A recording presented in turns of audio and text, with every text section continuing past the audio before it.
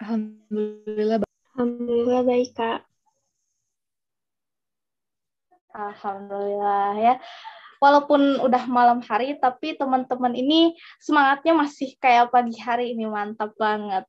Oke, jadi pada malam ini kita bakal bahas seputar perkuliahan. Dan ngomong-ngomong tentang perkuliahan nih, kita sekarang bersama narasumber yang inspiratif banget. Beliau ini merupakan alumni dari UIN Sunan Gunung Jati Bandung, Fakultas Psikologi. Nah, beliau ini merupakan mahasiswi yang lulus tercepat nih di angkatannya. Keren sih, padahal kan jurusan kita ini terkenal dengan susah masuk, susah juga keluar nih.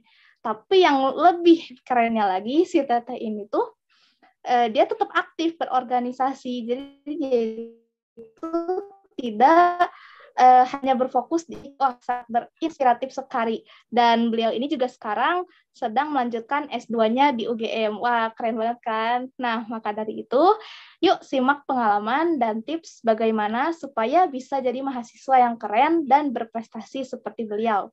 Bersama moderator kita malam ini yaitu Salma Farhanah dan narasumber kita yaitu Teh Tasya Agustia akan menemani kalian sampai beberapa waktu ke depan. Untuk rangkaian acara, setelah ini kita akan memasuki sesi 1, yaitu sesi sharing. Lalu ada break sekitar 5 menit, dilanjut sesi 2, yaitu Q&A atau tanya-jawab, lalu penutup. Oke, untuk mempersingkat waktu, sesaat lagi kita akan memasuki sesi 1. Saya serahkan kepada moderator. Dipersilahkan. Tes masuk gak suaranya? Masuk ya? Oke. Terima kasih Astri untuk kesempatannya. Halo teman-teman semua, selamat malam nih. Gimana kabarnya? Alhamdulillah baik, Kak. Alhamdulillah baik, Kak. Alhamdulillah, semoga teman-teman semua sehat selalu ya. Nah, pada malam hari ini izinkan aku perkenalkan diri terlebih dahulu. Aku Salma Farhana. Di sini aku sebagai moderator yang akan memandu acara pada malam hari ini. Sesuai tadi yang sudah disampaikan oleh MC sebelumnya, malam ini kita mau ngobrol-ngobrol santai, lanjutan dari segmen Cast Talk sebelumnya. Di series kedua ini, kita punya topik, nanti kita cerita tentang menjadi mahasiswa produktif dan berprestasi. Sesuai yang tadi disampaikan juga, kita udah menghadirkan narasumber yang sangat luar biasa ya teman-teman, yang insya Allah bisa mewakili topik pada malam hari ini. Ada Teh Tasya Agustia SPC. Halo Teteh, udah hadir? Aman kan ya Teh? Halo, aman-aman. Nih aku udah hadir. Alhamdulillah. Gimana Teh kabarnya? Alhamdulillah luar biasa. Baik-baik Salma. Lagi sibuk apa aja nih Teh selain kuliah? Oke, kalau selain kuliah sih sebetulnya kuliah S2 udah cukup menguras ya. Cuman selain S2 ya sekarang lagi running untuk ngurus platform namanya Pojok Meja Kursi gitu, sama juga ada aktif magang juga kayak gitu. Wah, teman-teman luar biasa banget. Jadi Teh Tasya ini selain tadi kuliah juga menghandle beberapa kegiatan, salah satunya Pojok Meja Kursi ya. Nah, buat teman-teman semua, mungkin masih pada bertanya-tanya atau masih ada yang belum kenal nih sama Teh Tasya. Mungkin terutama angkatan 2020-2021 kali ya. Kita mau ajak kalian kenalan dulu secara singkat lewat CV-nya. Boleh dong tim Gomet share screen. Nah, jadi Teh Tasya ini adalah salah satu alumni lulusan dari Sarjana Psikologi UIN Bandung tahun 2021 yang sekarang lanjutan pendidikan kuliah S2 Magister Psikologi di di Universitas Gadjah Mada. Lebih tepatnya dengan konsentrasi perubahan dan pengembangan organisasi. Nah, selain itu, Teh Tasya juga selama kuliah itu aktif di beberapa organisasi ya teman-teman. Yang pertama, Teh Tasya aktif sebagai Sekretaris Umum DMAF Psikologi tahun 2019 sampai 2020. Di tahun 2019 dan 2021, Teh Tasya juga aktif sebagai Ketua Umum dari Komunitas Katineng. Di tahun 2020, Teh Tasya juga aktif sebagai Kepala Penelitian dan Pengembangan Lembaga Pers Mahasiswa Swaka. Selain organisasi nih, Teh Tasya juga terjun langsung mungkin menghandle beberapa profesi. Beberapa di antaranya yang pertama tadi yang sudah disebutkan sebelumnya, founder dari di pojok meja kursi, Teh Tasya juga pernah menjadi konsultan dari Business Development Naraya dan pernah mengikuti program manajer Modivia Personal Development di tahun 2019 dan 2021. Di tahun 2019 dan 2020, Teh Tasya juga pernah menjadi koordinator tester Biro Psikologi Darunisa. Dan di tahun 2019-nya, juga Teh Tasya menghandle sebagai asisten peneliti Force Peace Generation. Yang terakhir, Teh Tasya juga pernah menjadi asisten dosen metodologi penelitian. Mungkin kalau semester 3 udah tahu nih Medpen. Nah, selain organisasi sama profesi yang tadi Teh Tasya handle, ternyata selama kuliah Teh Tasya juga meraih beberapa prestasi yang paling luar biasa yang tadi udah disebutkan oleh MC.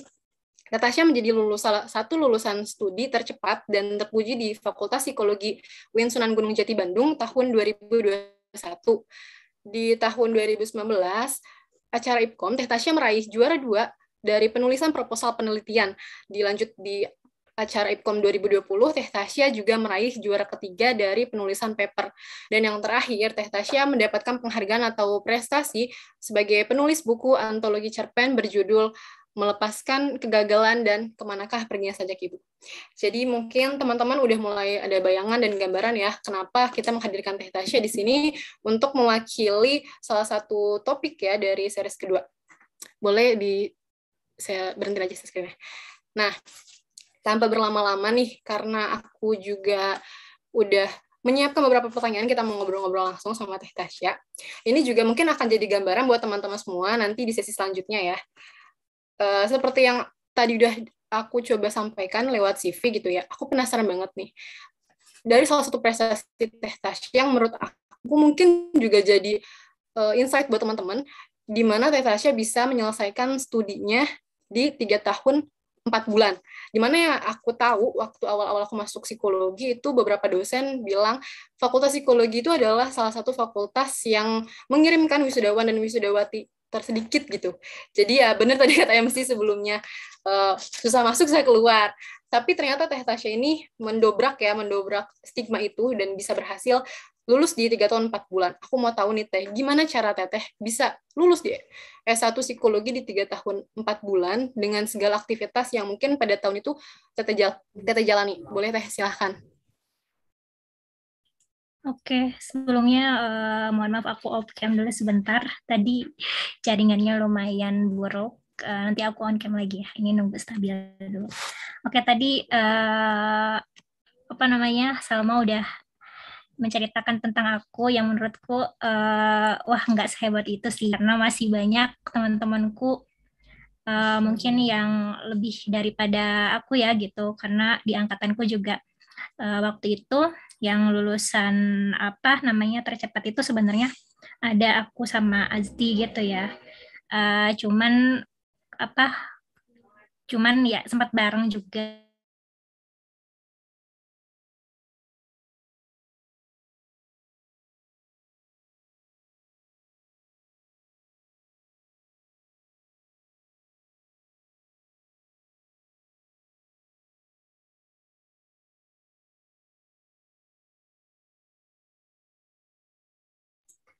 Halo Teteh, ada kendala kayaknya ya Teh Tasyanya.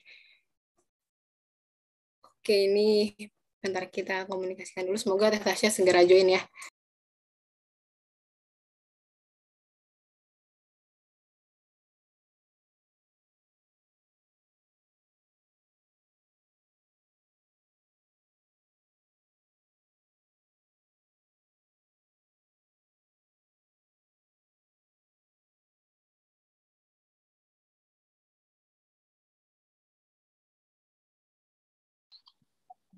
Halo, maaf tadi sempat kelempar nih di device yang satu, kayaknya harus pindah device. Oke Teteh, nggak masalah. Udah aman nih kan Teh sekarang? Ya udah. Sekarang aku move ke handphone ya, soalnya nggak tahu lagi tiba-tiba nge-lag. Mungkin capek.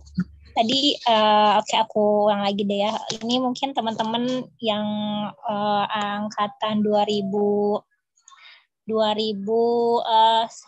mungkin ya, yang mungkin belum mengenal aku. Tadi juga udah dikenalkan, walaupun ya dikenalkannya sedikit berlebihan ya, tadi seperti yang aku bilang, karena ya aku tidak sehebat yang dibicarakan gitu, karena masih banyak teman-temanku yang mungkin prestasinya lebih banyak daripada aku juga ya. Tapi mungkin di sini aku sangat berterima kasih banyak banget gitu ya sebelumnya kepada MAPS, juga kepada teman-teman DEMA-F gitu ya, bidang 1 ya khususnya gitu, yang udah mengamanahi aku untuk bisa sharing sama adik-adik mungkin di sini ya, adik-adik mahasiswa dari angkatan 2021 sama 2020 juga, yang mungkin baru lihat aku, baru kenal aku gitu ya. Kalau angkatan 2019 mungkin pernah, apalagi angkatan 2018 gitu kan.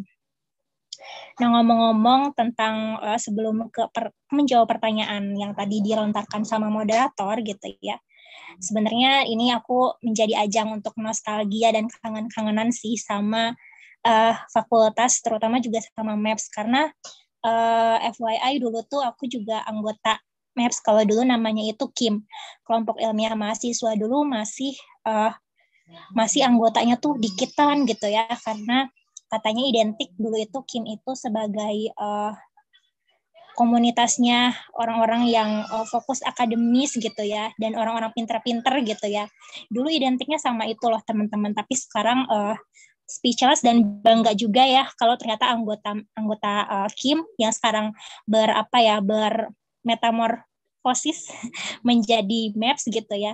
Itu aku dengan peserta partisipan di dalam Zoom ini yang udah melebihi 50, itu juga udah aku menjadi rasa kayak bangga gitu sebagai mungkin salah satu orang yang menemani MAPS yang dulunya KIM itu dari bawah gitu ya, dari yang masih sedikit banget anggotanya sampai sekarang gitu. Di sini luar biasa teman-teman, dengan beragam agendanya yang aku lihat, nggak cuma seputar akademis aja ya, tapi juga adain sharing diskusi seperti malam ini gitu, yang tidak berfokus ke kegiatan akademik gitu. Itu luar biasa juga sih, karena selain kita butuh asupan-asupan dalam keakademisan, ya kita juga butuh motivasi-motivasi lain untuk menjadi mahasiswa, dalam tanda kutip mahasiswa sejati itu gitu ya, karena mungkin komunitas-komunitas lain nggak ada yang membekali itu sebelumnya. Apalagi di masa pandemi ini gitu ya, ada program mentoring pun mungkin belum sepenuhnya bisa tersampaikan tips-tips untuk menjadi mahasiswa sejati itu gitu. Oke, kalau berbicara soal tadi lulus kuliah gitu ya, katanya susah masuk, susah keluar gitu. Sebenarnya stigma itu ada dari sejak aku masih maba gitu kan.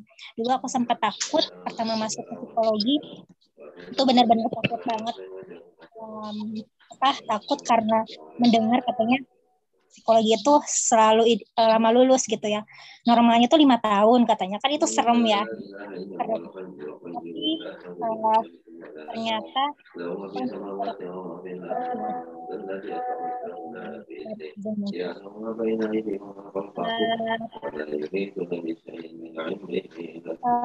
aduh, sorry, ke distract. Apa ya? Nah, aku waktu itu sempat kayak takut kayak gimana nih aku supaya bisa lulus minimal tepat waktu. Aku agak mikir untuk kayak aku harus kurang dari 4 tahun gitu ya. Aku cuma mikir kayak aku harus lulus tepat waktu gitu ya. Sebenarnya waktu lulus itu masalah tepat atau lambat itu bukan sebuah acuan gitu. Jadi kita bisa lulus kapanpun di waktu yang tepat menurut kita masing-masing. Sebenarnya itu sih gitu yang harus digarisbawahi. Jadi mau lulusnya 4 tahun pas atau 4 tahun kurang atau 4 tahun gitu. Ini hanya kita yang tahu gitu. Kita pas lulusnya tuh di mana. Kalau berbicara soal waktu lulus itu, misalnya ada orang yang memang menunda lulusnya gitu ya, kayak 4 tahun lebih. Lulus itu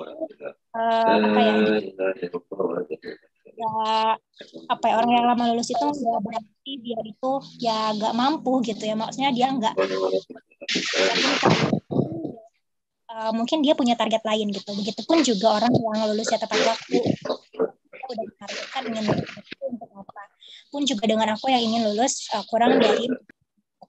Jadi aku kenapa itu kayak termotivasi untuk bisa segera nih lulus gitu ya, kurang dari 4 tahun gitu. Kenapa? Karena waktu itu aku ingin melanjutkan studi lagi gitu, di mana dibukanya waktu itu di awal-awal tahun gitu, walaupun akhirnya nggak jadi di awal tahun sih daftarnya gitu. Cuman waktu itu tuh menargetkan untuk daftar kuliah, terutama waktu itu ada program beasiswa gitu ya di awal tahun. Jadi aku terpacu sama itu gitu, karena orientasi aku dari awal aku lulus ingin lanjut studi kayak gitu. Nah, untuk kenapa aku bisa lulus 3 tahun 4 bulan, aku dan temanku gitu, ada satu lagi Azdi, dia juga sama kok 3 tahun 4 bulan kayak aku. Jadi di angkatan 2017 itu yang kuliahnya kurang dari 3,5 tahun itu ada aku sama Azdi gitu. Nah, di sini aku mungkin mewakili Azdi. Jadi kenapa bisa gitu ya, kurikulum aku itu di 6 semester jadi dipadatkan di 6 semester gitu. Jadi aku mengambil SKS di tiap semesternya itu 24 SKS gitu, sesuai dengan paket atau SKS yang dianjurkan untuk diambil gitu. Jadi setiap semester aku ambil full 24 SKS sampai akhirnya di semester 6 itu berarti semester terakhir aku, dan di semester 7 itu aku udah nggak ada matkul gitu. Jadi aku membuat proposal di semester 6, proposal skripsi gitu. Jadi ketika KKN, jadi KKN itu kan semester 6 mau naik ke semester 7 ya. Jadi ketika libur itu kan KKN tuh. Nah, sambil KKN itu aku sambil ujian proposal juga gitu di bulan Agustus gitu. Nah, di situ semester 7 berarti aku udah fokus skripsi karena aku udah menyelesaikan seminar proposalku di semester 6 tadi gitu. Jadi semester 7 aku udah fokus skripsian, dan kebetulan dapat pembimbing yang suportif juga. Jadi pembimbingku itu mungkin kalau boleh cerita, itu pembimbingnya Pak Tahrir gitu. Mungkin sebagian mahasiswa mungkin kayak, oh di sini nggak ada dosen kan ya? Di sini nggak ada dosen ya? Nggak ada teh, nggak ada. Oke, bebas ya teman-teman, mungkin di sini bisa juga sharing-sharing cerita kesan-kesan dosen ya gitu. Jadi waktu itu aku sempat takut juga nih sama Pak Tahrir, karena ya mungkin teman-teman juga yang udah mengambil mata kuliahnya kayak psikometrik kontur gitu kan, sama eksperimen. Dia itu kan expertnya ya di bidang-bidang seperti itu gitu, bidang penelitian, bidang kuantitatif gitu kan, dan sangat terkesan juga killernya gitu ya. Apalagi ngebimbing gitu, kayak perfeksionis lah gitu. Dan aku sempat kayak khawatir, aduh ini kayaknya bakal lama deh skripsiku, karena lihat cutting pun katanya terkenal Bapak ini lama banget, apalagi soal alat ukur gitu kan. Ya mungkin teman-teman maba belum begitu banyak tahu soal alat ukur, tapi mungkin nanti bakal ketemu sama Bapak ya. Salma mungkin udah udah mencicipi mata kuliahnya belum? Psikometri iya, tapi bukan sama Pak Tahrir teh, sama Pak Zulmi, sama Bu Asti. Iya. Oke, sama Pak Tahrir, ya gitu sebenarnya baik sih, cuman beliau tuh perfeksionis. Nah, di situ aku kayak sempat khawatir. Cuman ternyata setelah dijalani, oh nggak seperti yang aku pikir loh gitu. Ternyata Bapak itu asal kita mau nurut sama dia, asal kita melontarkan argumennya tuh jelas berdasarkan teori kayak gitu. Jadi pas bimbingan pun, oh ternyata Bapaknya cepat. Waktu itu aku ditantang sama Bapak ngerjain hasil bab 4 dan bab 5, bab 4, bab 5 itu hasil gitu, sama kesimpulan, itu ditantang 1 minggu gitu.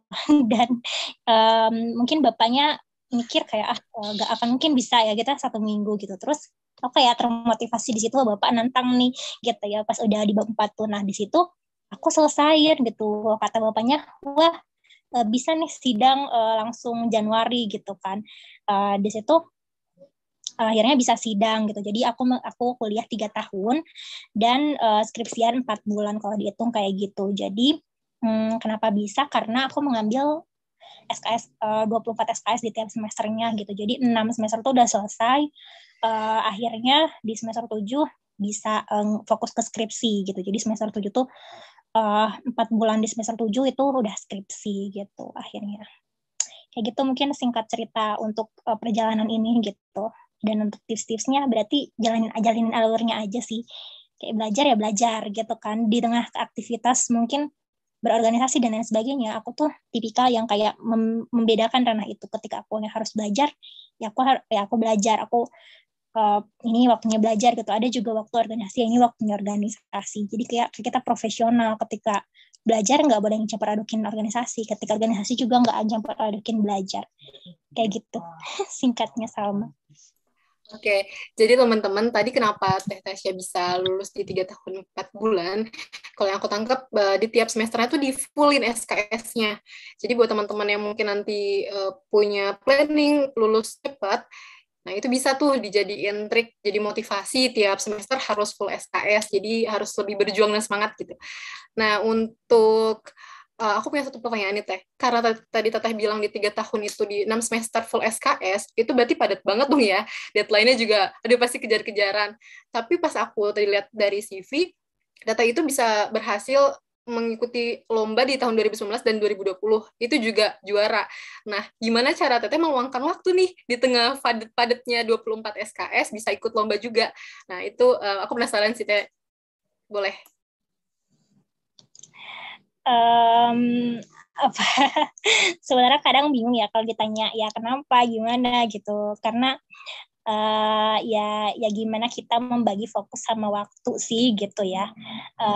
Jadi waktu itu sebenarnya kalau cerita soal lomba dulu itu, untuk lomba itu nggak difasilitasi seperti sekarang gitu. Jadi dulu itu kita mau lomba misalkan itu tuh harus ngasih permohonan dulu ke Wadek kayak gitu, karena Wadeknya dulu bukan Pak Irfan sih gitu. Jadi dulu sebelum zaman aku tuh belum Pak Irfan, jadi pas Wadeknya Pak Irfan tuh aku udah mau keluar gitu. Sebelum Pak Irfan itu kayak kita mau lomba tuh susah gitu, nggak pernah ada lomba mahasiswa pun kadang itu pakai biaya uang sendiri kayak gitu, mandiri gitu. Dan dulu tuh kebetulan pertama-pertama fakultas kita tuh aware sama lomba gitu, dan itu tuh dulu aku selalu bisa ditanda kutip jadi korban gitu ya, dadakan sama dosen, kayak misalkan ada lomba apa gitu ya, terus kayak udah Tasya aja atau temanku yang lain gitu ya, ada Azti sama Amanah gitu, kita tuh trio yang menyelesaikan tadi proposal sama paper. Jadi mungkin kalau sekarang itu ada IPKOM, ada KIMSI, teman-teman juga mungkin ada yang ikutan ya, ada yang apply juga gitu. Nah itu dulu itu ya nggak kayak gitu, nggak ada kayak seleksi atau kayak gimana dulu, atau karena anak-anaknya juga kurang aware sama lomba gitu, dan fakultasnya juga kurang informatif soal itu gitu ya. Jadi dulu itu kayak yaudah ikutan ya, saya ikutan kayak gitu, ini ikutan gitu. Jadi waktu itu kayak gimana nih, kayak ya udah harus ikutan gitu. Terus waktu emang lagi sibuk-sibuknya UAS segala macam, sempat di situ mungkin di titik kayak yang capek banget nih gitu ya. Nah tapi ya harus lagi-lagi harus bagi waktu sih. Jadi kayak kalau misalkan ada lomba itu ingatnya kayak lumayan nih gitu ya, sertifikatnya mungkin bisa aku pakai untuk apply S2 nanti, atau menunjang CV atau yang lain sebagainya kayak gitu. Itu bisa jadi pengalaman dan lain sebagainya gitu. Jadi pas dapat tawaran itu kayak ya udah diterima aja, dan ketika menjalaninya pun itu emang lagi padat-padatnya, jadi ya pintar-pintar bagi waktu sih sebenarnya. Kayak aku biasanya kalau misalkan soal bagi waktu mungkin hal ini juga sering kayak ditanyain juga mungkin kayak gimana bagi waktu organisasi, terus ini juga gitu. Nah aku biasanya kayak orangnya terstruktur gitu ya. Jadi basic aku tuh mungkin yang jadi kekuatanku, aku terstruktur, di mana ketika perharinya tuh aku kadang bikin to-do list gitu. Kayak misalkan jam sekian aku ngapain, jam sekian aku ngapain gitu. Tapi mungkin cara ini nggak bisa dilakuin sama semua orang ya, disclaimer dulu. Mungkin hanya bagi orang-orang tertentu yang mungkin satu jenis dengan aku gitu, terstruktur gitu kan. Jadi kayak perharinya tuh aku harus ngapain aja, misalkan jam sekian ngapain, ngerjain ini, aku target harus misalkan bikin lomba ini minimal bab satunya udah selesai kayak gitu. Terus juga harus selesaiin UAS dulu kayak segala macam gitu. Jadi di situ ya kuncinya sih aku bagi waktu dan aku komitmen sama apa yang udah aku bagi itu gitu. Kayak gitu sih Salma. Iya sih benar, aku setuju sama Teh Tasya. Tadi kan udah sedikit menyinggung ya, manajemen waktunya dari Teh Tasya itu ala-ala anak-anak terstruktur, terorganisir gitu. Tapi memang benar itu nggak bisa dipakai buat semua orang ya teman-teman, karena for your information juga, aku termasuk yang satu jenis kayaknya sama Teh Tasya. Aku kalau melakukan sesuatu itu ada to-do list-nya, harus di-list dulu nih. Besok hari Sabtu aku mau ngerjain apa aja, targetku apa aja, itu udah disiapkan, harus beres ini nih hari ini gitu. Tapi temanku nggak bisa ngelakuin itu. Kita bisa beres bareng dengan cara manajemen waktu yang berbeda gitu. Jadi itu balik lagi ke teman-teman semua. Kalau pertanyaan manajemen waktu ini jadi apa ya? Jadi salah satu referensi lah dari Teh Tasya, boleh dicoba. Tapi tidak semua orang bisa pakai cara ini gitu.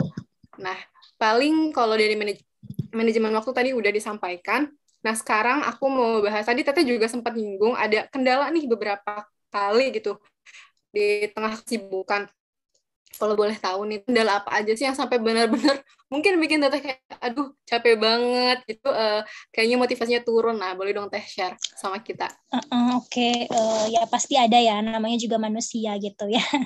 Meskipun orang mungkin kadang ya aku ngelihat kayak misalnya teman-temanku gitu ya di sekelilingku bilang kayak wah apa hebatnya jadi kamu, enaknya jadi kamu, kayak kamu produktif terus gitu kan ya. Aduh aku tuh kenapa sih nggak produktif nggak kayak kamu gitu ya. Itu udah agak aneh banget di telinga aku ya. Teman-temanku selalu gitu kayak bandingin sama aku, misalkan kamu senangnya jadi kamu gitu ya, padahal mereka nggak ngerasain kan gimana jadi kita saat itu gitu, kayak dengan kesibukan ini gitu ya, kita juga ngerasa capek lah, ada limitnya gitu. Jadi apa ya, dengan hal-hal kayak gitu ya, dengan ini aku biasanya kayak waktu aku di titik kayak penuh banget gitu, kayak hal-hal yang harus aku pikirin tuh penuh. Jadi waktu itu dulu mungkin ya sedikit cerita flashback sih. Jadi dulu aku kan jadi sekretaris Dema gitu ya dulu. Dan itu aku sekretaris Dema di semester 5 kalau nggak salah. Iya benar, semester 5. Semester 5 itu kan dulu praktikumnya mungkin yang satu kurikulum denganku itu angkatan 2018 sih ya. 2019 sampai 2020 itu kurikulumnya udah agak beda. Jadi itu tuh PD itu semester 5 interview kalau nggak salah. Iya, interview. Itu kan lumayan padat ya. Waktu itu kan offline ya. Kita naik turun tangga, ngerasain hektiknya banget gitu ya. Waktu dulu aku offline tuh. Dan di samping itu juga aku kayak urusan Dema gitu. Terus juga urusan, kebetulan aku kan di UKM juga ya, di Pers Mahasiswa Suaka. Mungkin di sini ada yang gabung juga atau mungkin tahulah sedikit gitu ya, persnya kampus, persnya UIN gitu ya. Waktu aku jadi jadi risetnya gitu kalau nggak salah. Ya benar, jadi risetnya, kenapa aku suka lupa ya. Nah itu aku kan kayak double ya, kayak organisasi UKM terus Dema terus juga apa ya, yaitu praktikum gitu, lagi padatnya praktikum. Terus juga waktu itu kalau nggak salah aku jadi magang juga kalau nggak salah di biro yang tadi, yang Darmisa itu, bironya Pak Irfan. Nah itu tuh lagi numpuk banget gitu, dan di situ kayak di titik aku capek banget gitu. Ada banyak kayak event yang berbarengan kayak gitu.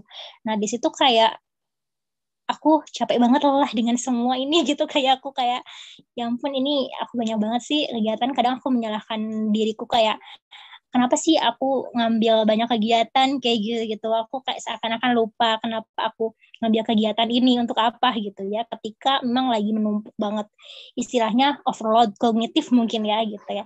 Jadi cognitive overload gitu ya, aku sedang ada di fase itu waktu itu. Terus kayak ya udah, kita sebenarnya harus tahu juga limit kita gitu. Jadi kayak break your limit kayak gitu. Di situ tuh titik limit aku mungkin. Itu yang lagi menumpuk itu di situ. Ketika banyak praktikum, banyak kegiatan organisasi, nah di situ ya kita nggak ada salahnya untuk kayak ngambil jeda dan berani buat berkata tidak sih, say no gitu. Nah dari situ aku kayak belajar, bahkan sampai sekarang gitu ya. Dulu itu kayak setiap ada yang didelegasikan atau ditugaskan kayak ya udah aku oke aja gitu. Tapi setelah aku mengetahui limitku, bahwa ya Allah ini udah numpuk banget gitu kan.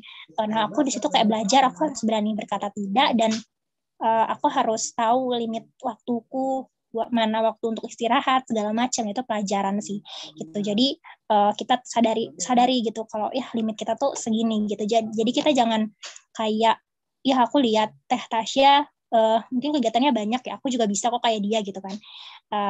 Tapi kan mungkin bisanya aku itu bukan tentu bisanya teman-teman gitu ya.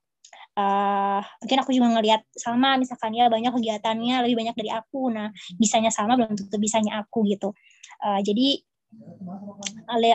ketika kita lihat orang yang lebih produktif, mungkin ya teman-teman aku ngelihat apa yang lebih produktif ya belum tentu mereka bisa, ataupun juga aku belum tentu bisa kayak mereka kayak gitu. Jadi kayak kita kenali dulu limit kita di mana gitu ya. Terus ketika kita capek ya kita istirahat, ketika kita di titik limit ya istirahat, jeda, dan berani untuk berkata tidak, berani untuk ngutarain kalau kita lagi capek gitu. Jadi di semester 5 itu aku belajar untuk ngakuin ke atasan aku, mungkin ya ke atasan di organisasi maupun juga kalau ke kuliah gak bisa ya.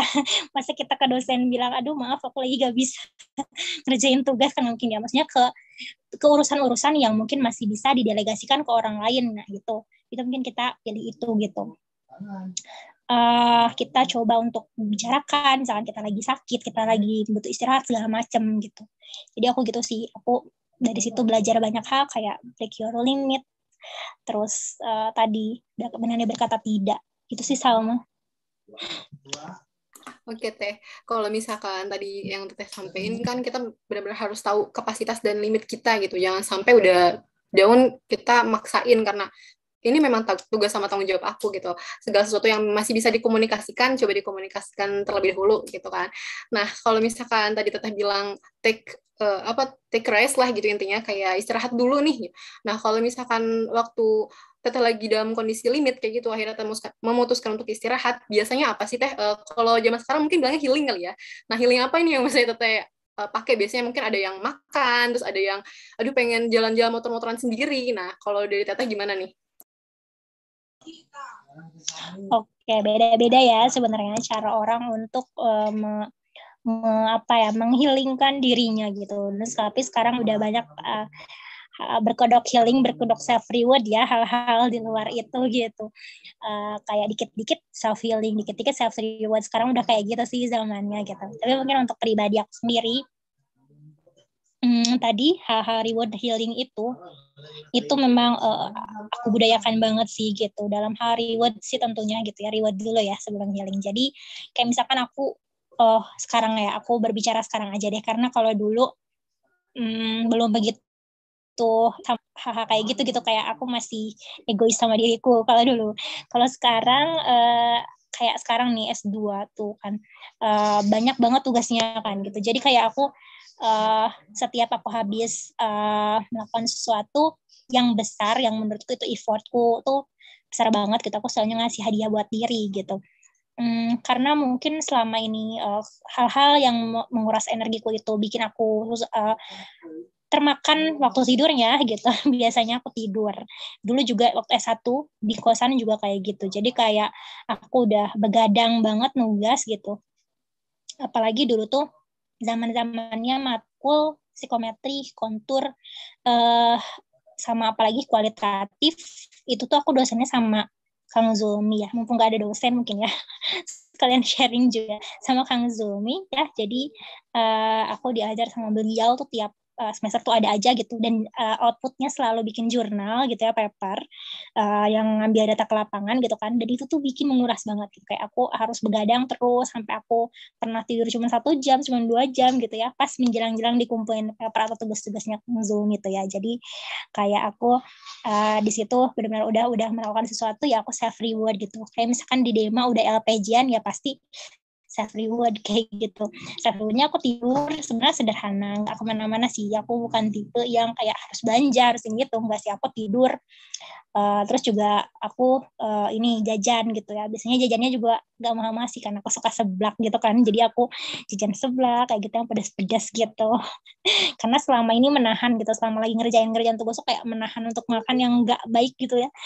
Jadi di situ dihajar gitu ya, terus juga tidur gitu. Nah mungkin teman-teman juga harus kenali dulu dirinya gitu, kayak apa sih sebenarnya hal-hal yang bisa bikin kita ter-reward gitu, terhargai gitu, dan juga tadi healing tadi gitu. Kalau masalah healing sih mungkin ketika aku di fase down ya, kayak aku tidur juga healingnya.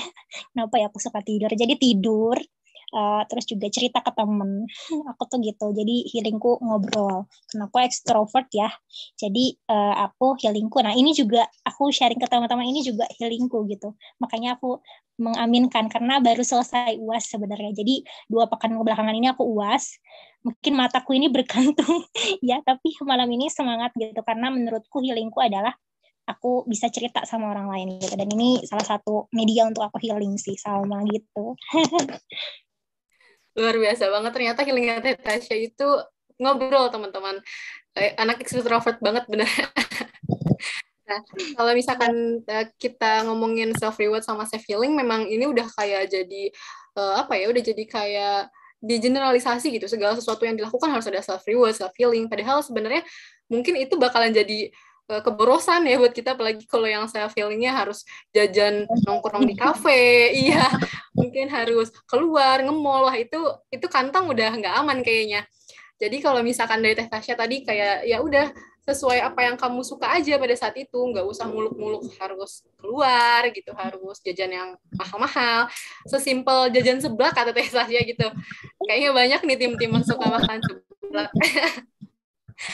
Nah, kalau misalkan tadi udah ngomongin self healing, kan kalau misalnya kita lihat dari sisi kita juga, itu di tahun 2019 2020 tuh padat banget yang Teteh sebutkan juga di semester 5, lumayan lah gitu.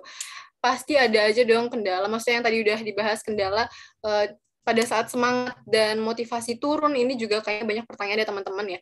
Gimana akhirnya Teteh berhasil meningkatkan lagi nih semangat sama motivasinya, biar nggak lama-lama terpuruk, biar nggak lama-lama leha-lehanya. Ya boleh dong Teh share sama kita. Oke, mungkin cerita soal flashback dulu aku ada di titik terendahnya tuh di semester berapa gitu ya, mungkin aku cerita dulu. Jadi aku pernah di titik terendah itu di semester 2 sih gitu.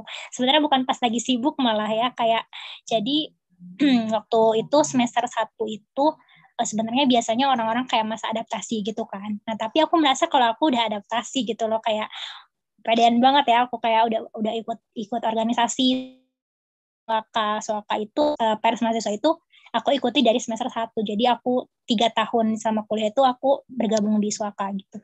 Nah, aku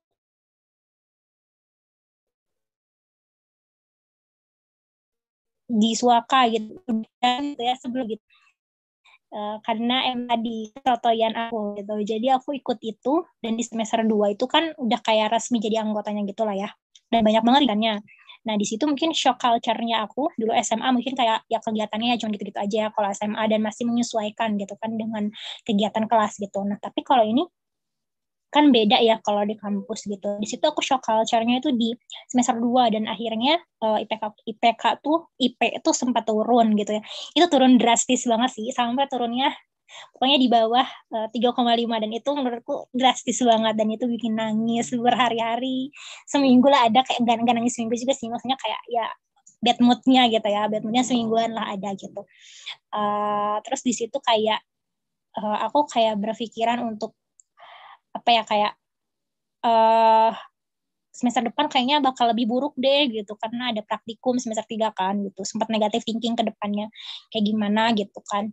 Nah di situ hal yang membuat aku kuat tadi sih, aku tuh kan anaknya suka cerita gitu kan, dan suka banget belajar dari pengalaman orang lain, observation learning atau vicarious learning mungkin ya.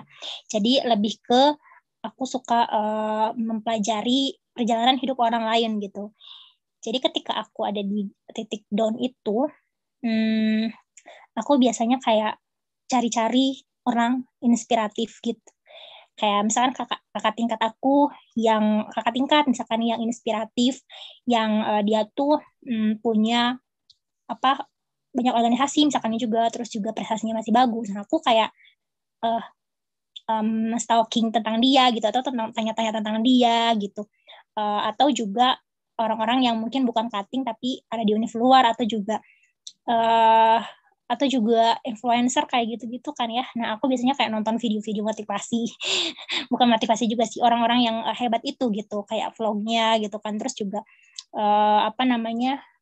cuttingku gitu, kayak cerita-cerita sama cuttingku, ini gimana ya semester ini kayak gitu-gitu. Jadi cara aku untuk mereduce ketakutan aku soal semester depan, karena semester ini tuh aku down banget gitu kan. Nah aku udah kayak belajar dari orang lain, belajar dari kakak tingkat gitu ya, cari-cari kenalan baru untuk termotivasi gitu. Kayak aku makin kebaik, aku tuh anaknya suka banget berhayal, ngehalu gitu, dan bermimpi gitu ya. Jadi kayak aku selalu ketika down itu, aku selalu ingat kayak nanti aku kan pengen jadi ini. Jadi waktu itu lulus semester 2, aku kan nanti bisa aja aku lulus 3 tahun, 3 tahun kayak gitu kan aku waktu semester 2 ya kan IPK bukan segalanya lah gitu, karena banyak orang sukses karena yang IPK-nya lebih kecil dulu kan gitu. Jadi dulu tuh kayak pengabdi IP banget gitu kan ya, karena masih awal-awal banget kan. Mungkin teman-teman di sini juga kayak gitu. Dan cepet down juga di semester 2 dan belum bisa bagi waktu. Jadi itu titik terendah aku, dan yang akhirnya aku bisa bangkit lagi itu dengan aku cari belajar dari orang lain gitu. Belajar dari kisah-kisah orang lain gitu. Karena orang lain juga pasti orang-orang hebat pun gak pernah titik terendah lain itu. Oh ya, waktu nggak titik terendah sih, tapi tantangannya. Jadi waktu itu mungkin orang-orang anggapnya kayak, oh skripsiku mulus ya gitu, 4 bulan gitu ya, terhitung cepat dan kayak nggak ada tantangan. Kadang aku juga dengar selentingan orang kayak, Tasya mah ada gampang gitu kan bimbingannya gitu, terus juga lancar-lancar aja sampai dia bisa lulus cepat. Kadang ada aja orang yang nyir kayak gitu. Cuma mereka nggak tahu ya di balik itu semua. Jadi aku tuh abis seminar proposal itu aku ganti variabel gitu. Jadi pengujiku minta aku ganti variabel.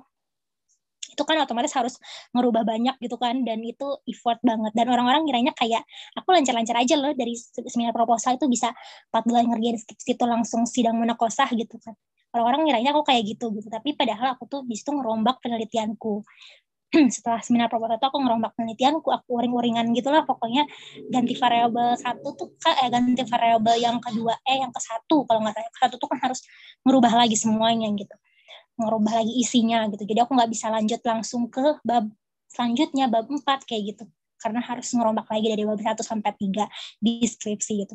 Menurut itu tantangan terberatku juga gitu. Tapi ya aku di itu kayak ambis, kayak ya aku harus selesai sekian, tapi aku bisa menyelesaikan itu dengan kayak aku menjalani itu satu persatu, menyelesaikan satu persatu. Dan juga satu kuncinya sih, libatkan Allah ya. Bukan karena ini ada di UIN ya aku ngomong kayak gini. Cuman aku dulu kayak yaudah gimana Allah aja gitu. Kalau udah ngelakuin sesuatu, misalnya udah berusaha, ngerjain revisian, misalkan mau revisian nih sama udah spam, seminar mau proposal ataupun skripsi. Nah aku kalau udah selesai terus aku kasihin, itu kayak ya udahlah gimana Allah aja. Kalau misalkan Allah mau aku tuh langsung lanjut bab 2 gitu, berarti di ACC nih bab 1-nya sama pembimbing kayak gitu. Aku selalu kayak gitu. Dan akhirnya bener kan di ACC gitu. Tapi beda lagi kalau misalkan aku kayak, duh ya Allah tolong di ACC kayak gitu-gitu. Itu kadang suka nggak di ACC gitu kan. Jadi aku dari situ belajar kayak ya udah aku berarti harus tawakal. Ya udah gimana Allah aja gitu. Kayak misalkan aku kemarin pun setelah lulus gitu ya, postgraduate life aku tuh nggak mulus juga gitu. Jadi kayak banyak banget hal yang bikin aku down, itu juga puncak krisis aku gitu ya akhir-akhir ini gitu. Nah di situ aku kayak minta sama Allah, gimana aja Allah jalannya gitu, aku lanjut S2 atau aku kerja kayak gitu-gitu, gimana Allah. Terus akhirnya dikasih yang aku dulu doakan gitu. Kayak gitu aja, jadi ceramah. Gak apa-apa Teh. Seru, malah menarik menurut aku. Walaupun ini bukan di UIN ya teman-teman, tapi memang keterlibatan Allah itu mujarab gitu. Itu benar-benar di luar ekspektasi kita sebagai manusia, ada aja gitu tolongin. Nah kalau misalnya tadi Teh Tasya kan bilang ketika turun semangatnya, motivasinya turun, itu salah satunya bisa cerita sama teman gitu, melihat inspirasi-inspirasi dari orang lain, entah nonton vlog atau tanya sama tingkat untuk lebih meyakinkan diri, kita bisa kok ngelewatin ini, toh yang kemarin juga bisa terlewati gitu. Kalau misalkan boleh sedikit cerita dan menyambung tadi Tasya menjelaskan tentang keyakinan sama Allah tuh emang nggak bisa diukur gitu, itu mah harus dari kitanya. Aku juga mau sedikit cerita, jadi kayaknya niat itu memang bener deh, niat itu benar-benar harus diperhatikan sama kita. Ketika kita minta-minta, ya Allah nilai aku pengen bagus nilainya, biasanya enggak tuh, biasanya jelek nilainya. Tapi kalau misalkan kita pasrah dan kita melakukan hal-hal terbaik di fase itu, insya Allah pasti bakal balas. Walaupun gak hari ini, mungkin ntar dipermudah di skripsinya gitu ya. Perjalanan proses itu nggak bisa gantikan ya. Iya, betul. Jadi prosesnya itu penting banget. Jadi poinnya itu ada di proses, teman-teman. Nggak melulu kita bahas tentang aduh IPK-nya pengen tinggi, aduh IP-nya nggak boleh turun sekian. Tapi kalau kita ngeliat di lapangan kan ya nggak semulus itu juga. Bahkan banyak orang-orang sukses IP-nya kecil, bahkan mungkin nggak kuliah. Nah, itu kita harus lebih ikhlas, lebih melihat sekitar gitu. Nah, kalau misalnya tadi kita bahas tentang produktivitas terus, ada satu pertanyaan menurut aku juga menarik, yang mungkin sekarang juga lagi viral atau lagi hype gitu tentang toxic productivity.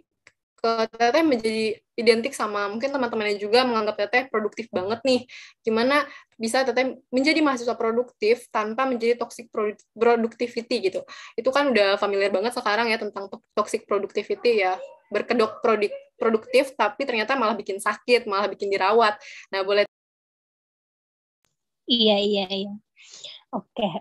Sebenarnya di fase toxic productivity mungkin aku juga pernah ada di fase itu ya. Jadi kayak aku nggak tahu limit aku yang tadi gitu.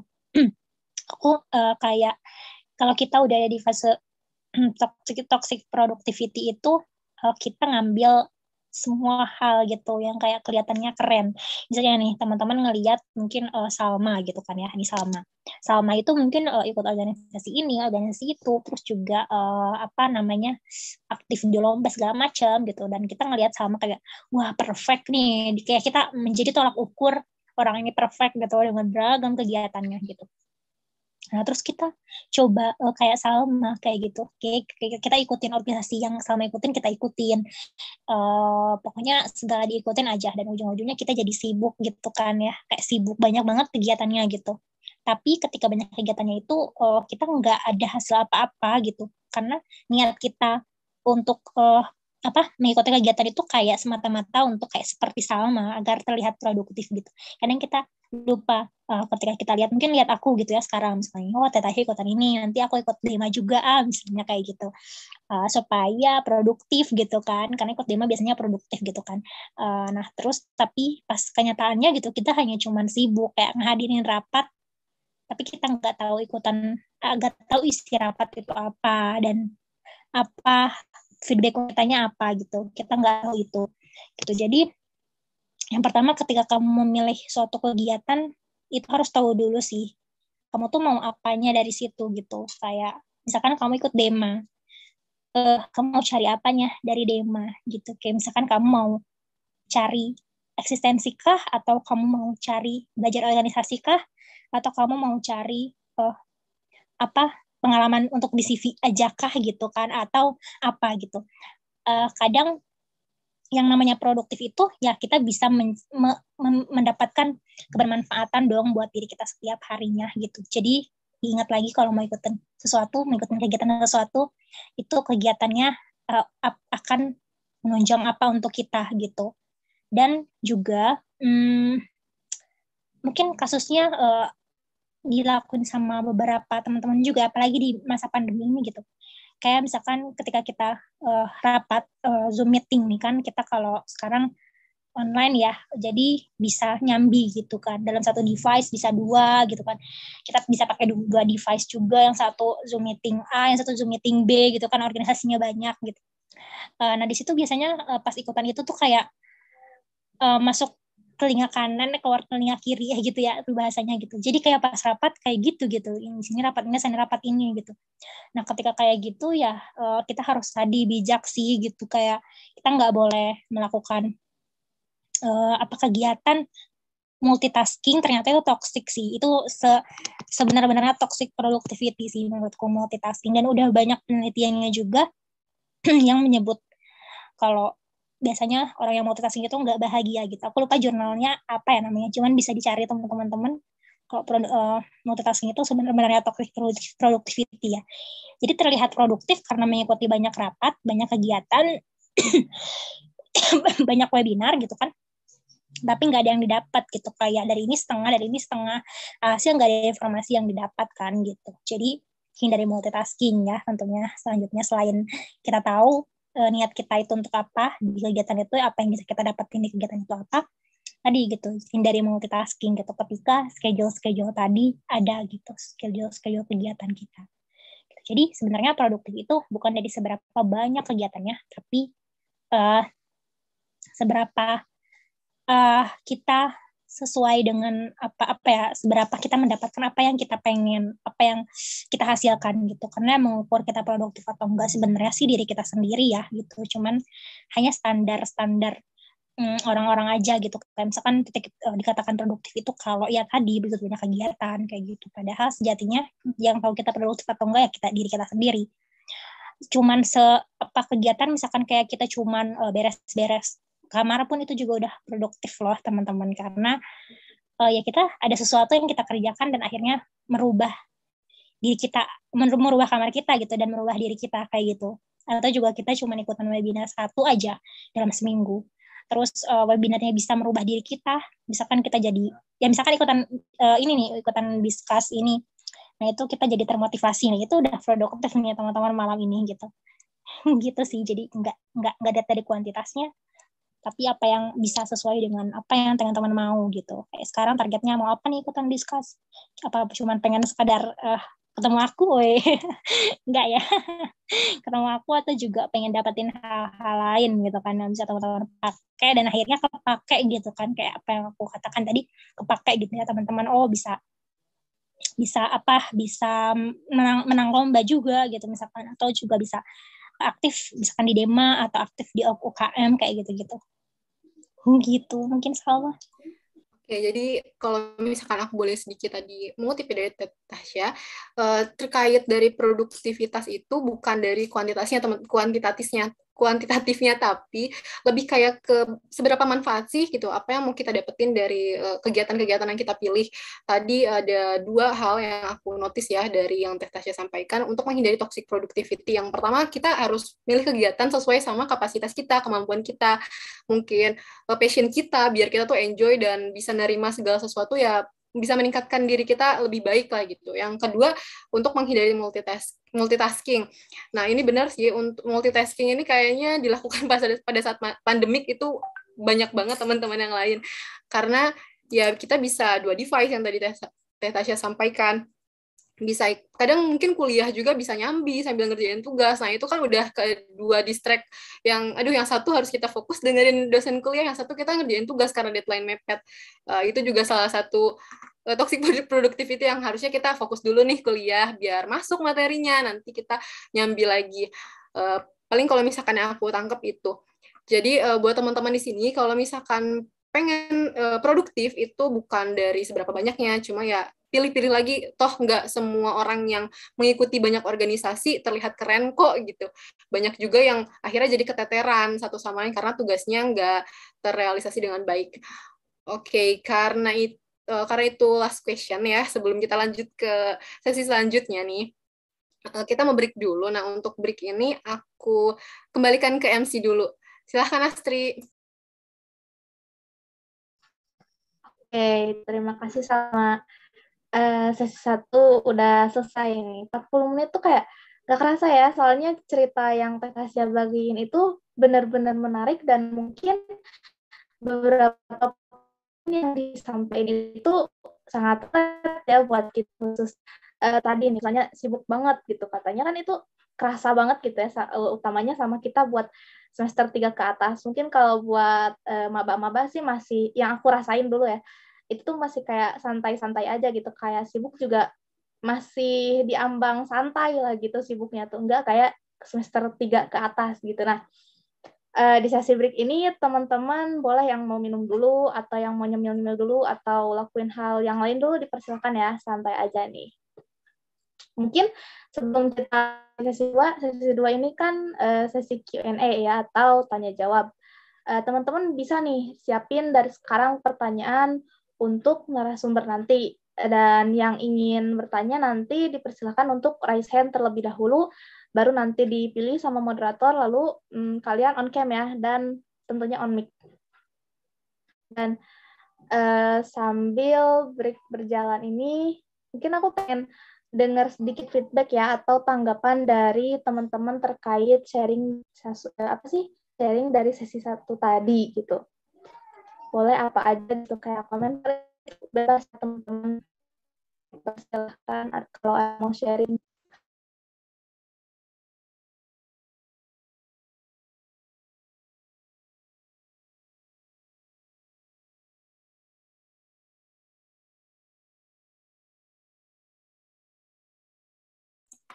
Oke, kayaknya karena Astri nge-lag di sini, boleh ke Tasya untuk minum dulu, boleh ditutup dulu kameranya, nggak apa-apa. Kita dapat break 5 menit lumayan buat ngisi energi lagi.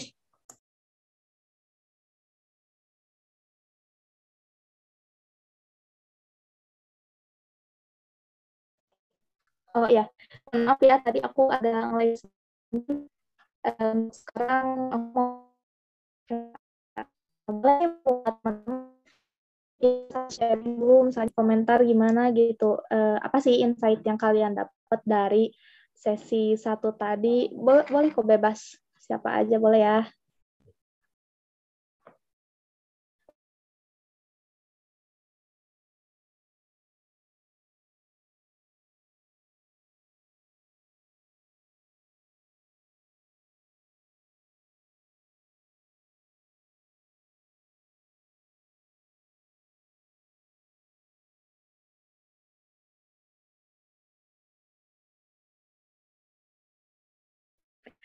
Oh, mungkin maksimal waktu dengan maksimal mungkin kayaknya. Dari tadi udah haus, mungkin sekarang lagi minum dulu. Jadi ini sekarang paginya tuh benar-benar break gitu. Tapi nggak apa-apa ya. Mungkin ada juga yang lagi menyiapkan pertanyaan. Itu nggak apa ya. Silahkan teman-teman jelas.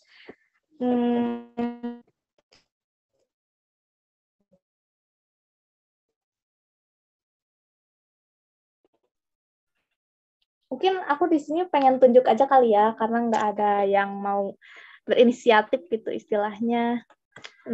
Siapa ya kira-kira aku tunjuknya?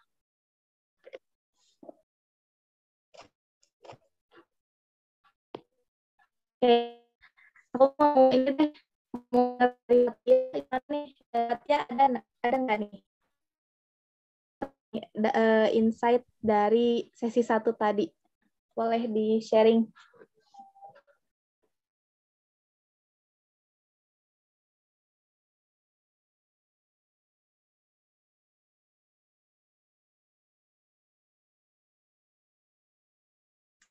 Halo Fatia, apakah Fatia standby?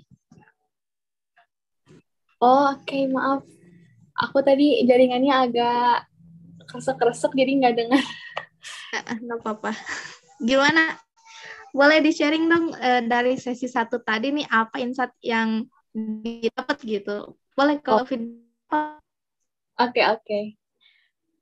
Buat tadi, aku dapat pelajaran bahwa skripsi itu emang apa ya namanya, bisa dilakukan dengan cepat, terus kita bisa ngepadetin dengan 24 SKS gitu, jadi biar cepat lulusnya kayak Teh Tasya. Terus belajar tentang productivity yang emang apa ya, lagi ini banget gitu, apalagi kan sekarang kita masa-masa ini adaptasi ke online, jadi kayak emang apa ya, susah banget buat bisa produktif sebaik mungkin gitu, apalagi ada toxic productivity juga tadi yang dibicarain gitu. Nah, kayaknya aku mau nanya nih Teh, kalau misalkan di UGM sendiri itu tuh Teteh gimana bisa nyiapinnya? Apakah beasiswa atau enggak? Terus kayak persiapannya tuh harus dari semester 6 atau dari semester 5 gitu Teh, biar bisa apa namanya, keterima. Pokoknya Teteh keren banget deh.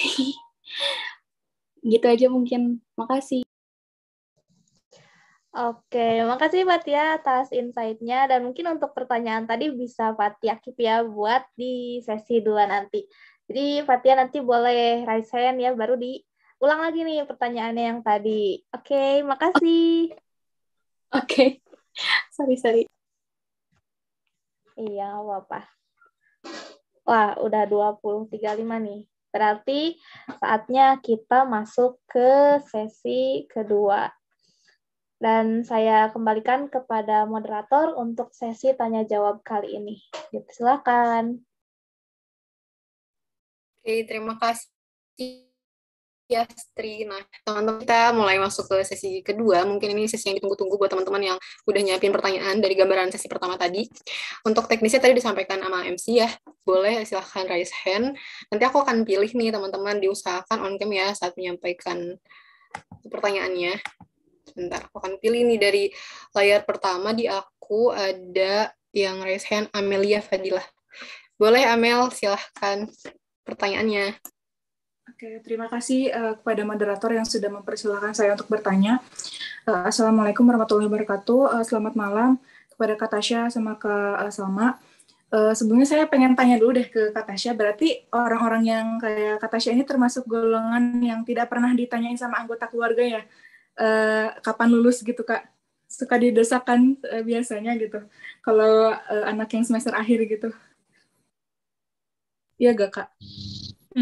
Iya, ya. Nah, ya. Oh ya, nah tadi juga perkataan kakak gitu, saat kakak tuh dipuji sama orang-orang di sekitar gitu, kayak oh kok keren banget sih kayak gitu-gitu, terus kakak tuh bilang gitu, ya mereka nggak tahu rasanya jadi aku gitu, kata kakak tadi. Nah dari kalimat tersebut tuh aku berasumsi gitu bahwa hidup yang kakak jalani saat kuliah itu beneran dipenuhi dengan kehektikan gitu, yang positif gitu, mulai dari ikut organisasi, terus juga KKN sambil nyusun proposal, terus juga magang dan lain-lainnya. Nah, yang ingin saya tanyakan itu bukan ke bagaimana cara memanage kegiatannya gitu ya, karena tadi udah ditanyain juga sama moderator. Yang ingin saya tanyakan tuh lebih ke bagaimana gitu cara kakak tuh menyeimbangkan keadaan mental, fisik, dan distraksi yang ada gitu saat kuliah. Nah, terus juga gimana sih cara kakak untuk menjaga konsistensi di kondisi flow gitu, Kak? Terima kasih. Oke, boleh Tasya silahkan dijawab langsung aja. Bagus banget pertanyaannya, oke. Tadi yang pertama ditanya, berarti nggak pernah ditanya kapan lulus kayak gitu-gitu ya. Karena alhamdulillahnya mungkin orang tua aku tipe yang kayak ya udah sesuai kemampuan kamu gitu, mau lulus kapanpun, terus nanti lulusnya kayak gimana gitu. Alhamdulillah untuk aku suportif dalam hal itu ya gitu. Terus tadi juga dipenuhi kehektikan gitu ya, mungkin dari luar kayaknya iya ya dipenuhi kehektikan, kayaknya aku gak pernah bahagia kayak gitu ya. Kadang aku juga mikir mungkin orang-orang ada yang menilai seperti itu, tapi ada juga yang bilang oh kamu keren kayak gitu-gitu. Sebenarnya ada positif negatifnya juga ya gitu. Nah sebenarnya setiap orang kan punya kayak struggle-nya masing-masing ya ketika menghadapi itu gitu, yang kita kadang nggak bagiin ke orang lain ya. Makanya aku tadi bilang kayak oh kamu nggak tahu aja gimana jadi aku kayak gitu. Nah itu tuh kayak di fase aku juga pernah stres gitu, karena setiap orang pernah stres gitu. Cuman masalahnya di sini mungkin dipertanyakan sama Amel itu gimana sih mungkin cara kita mengelola stres itu gitu ya. Stres itu kan ada yang positif ada yang negatif gitu ya. Ada stres yang negatif itu misalkan nantinya berdampak ke mental health kita mungkin ya, mental health kita, emosi kita jadi negatif segala macam gitu. Ada juga stres yang dia tuh positif, artinya stresnya itu berdampak positif gitu. Itu ada stresor tapi kita malah jadi ke yang positif kayak gitu. Nah kan ada dua jenis stres ya kalau kita bicara stres gitu. Jadi gimana caranya aku bisa tetap study atau work life balance mungkin ya pertanyaannya gitu, sehingga aku bisa mengelola stres-stres itu. Nah, sebenarnya isu work-life balance ini atau study life balance mungkin ya untuk mahasiswa ini tuh sering juga dibicarain ya gitu, karena tadi bersangkutan sama toxic productivity gitu. Kadang kita kerja terus atau belajar terus gitu ya, berkegiatan terus, tapi kita lupa sama hidup kita, life kita. Misalkan life itu kan kayak urusan keluarga gitu ya, family time, atau mungkin yang punya pacar sama pacarnya, sama pasangannya kayak gitu, sama temennya, sama sahabatnya gitu ya. Nah di situ kalau aku sendiri gitu ya, dalam hal ini aku kayak karena aku ekstrovert juga ya gitu ya. Jadi aku merasa aku tuh bahagia kalau bahagia atau dalam hal ini tuh kayak well-being ya gitu ya, sejahtera itu ketika bisa interaksi sama orang lain gitu ya. Jadi ketika organisasi, misalnya organisasi gitu ya, organisasi aja nih ya, organisasi itu, ketika organisasi itu aku kayak memanfaatkan waktu organisasi aku itu untuk refreshing gitu ya, bisa dibilang gitu. Jadi kelihatannya mungkin sibuk ya gitu ya, kayak habis kuliah misalkan terus langsung berorganisasi. Tapi aku memaknai organisasi itu sebagai ranah hiburan aku gitu. Kayak misalkan hari ini gitu. Mungkin kelihatannya bagi beberapa orang mungkin kayak ngisi diskusi itu kan apa ya, kayak berat gitu kan, kita harus cerita, kita harus mikir juga, ngejawabin pertanyaan segala macam, mungkin secara kasarnya kayak gitu. Tapi mungkin bagi sebagian orang seperti aku ini yang suka banget sama hal-hal bicara gitu kan, itu jadi healingnya gitu, jadi penyeimbangnya untuk aku refreshing gitu. Dan juga aku biasanya kita bijak gitu sih, kalau misalkan weekend dulu waktu di masa S1, weekend itu benar-benar dipakai kayak untuk aku, kalau nggak nugas gitu ya, kalau nggak ada tugas yang mepet gitu kan, aku nggak pengen ngeliat tugas gitu di weekend, jadi aku kayak padat-padatin aja di weekdays gitu, terus di weekendnya benar-benar full untuk diri sendiri ataupun juga buat keluarga. Tapi karena dulu ngekos sih gitu, jadi mungkin beda sama sekarang sih. Kalau sekarang lebih kayak banyak waktu untuk keluarganya gitu. Kalau dulu itu memang ya cara aku untuk refreshing yang menyeimbangkannya itu dengan berorganisasi, dengan aku ketemu orang tadi kayak gitu. Kalau waktu aku S1 ya di kosan. Kalau sekarang sih emang dengan keluarga kan. Jadi rasa balance-nya di situ. Jadi weekend untuk keluarga, weekday-nya untuk bekerja dan berkuliah kayak gitu. Pas di kampus ya weekend-nya aku untuk diri sendiri atau juga untuk nugas atau juga untuk organisasi gitu. Kelihatannya emang tetap sibuk ya, tapi kayak itu hiburan aku sih, kayak organisasi ketemu orang. Gitu sih. Amel, menjawab gak ya? Ya Kak, udah cukup menjawab banget gitu. Berarti karena pada dasarnya Kakak tuh ekstrovert, jadi cara untuk merecharge energinya tuh dari berinteraksi dengan orang dan sekaligus gitu. Kan Kakak emang kegiatannya tuh di tadi tuh apa KKN, magang dan berorganisasi. Jadi walaupun emang tenaganya terkuras di situ, tapi recharge-nya juga di situ gitu ya Kak. Iya sih, paham. Oke, terima kasih Kak jawabannya. Iya. Tapi beda lagi ya sama teman-teman yang mungkin tipikal yang kayak kehabisan energi kalau habis interaksi gitu. Nah, berarti kita tahu nih limit kita. Oh, ternyata kita nggak cocok nih untuk misalkan terlalu aktif untuk segala macam kayak gitu. Tapi bisa juga aktifnya dengan hal lain, misalkan dengan nulis gitu ya, ngehasilin buku segala macam gitu kan. Itu juga udah healing juga mungkin bagi orang-orang yang suka menyendiri kayak gitu. Tergantung masing-masing. Gitu Salma. Oke. Untuk pertanyaan dari Amel tadi udah terjawab ya teman-teman. Kalau misalkan aku tangkap dari Tasya itu antara extrovert sama introvert, ya kalian harus tahu dulu kapasitas diri kalian lagi-lagi nih. Kalau di Tasya kan itu ketemu sama orang, interaksi, ngomong depan umum, mungkin diskusi, itu bisa jadi hal yang membangkitkan semangat lagi gitu buat healing. Tapi buat teman-teman yang introvert itu nggak bisa dipakai karena itu pasti menghabiskan energi yang tadi Tasya udah sebutin. Karena tadi buat Tasya organisasi itu wahana hiburan, dianggapnya dimaknainya ya. Jadi Tasya juga enjoy gitu menjalani organisasi ini dan itu. Nah, untuk pertanyaan selanjutnya nih, karena tadi Fatia udah ngasih feedback dan punya beberapa pertanyaan, boleh deh sekarang Fatia silahkan. Oke, makasih Salma. Aku mau nanya, kan Teteh sekarang S2-nya di UGM.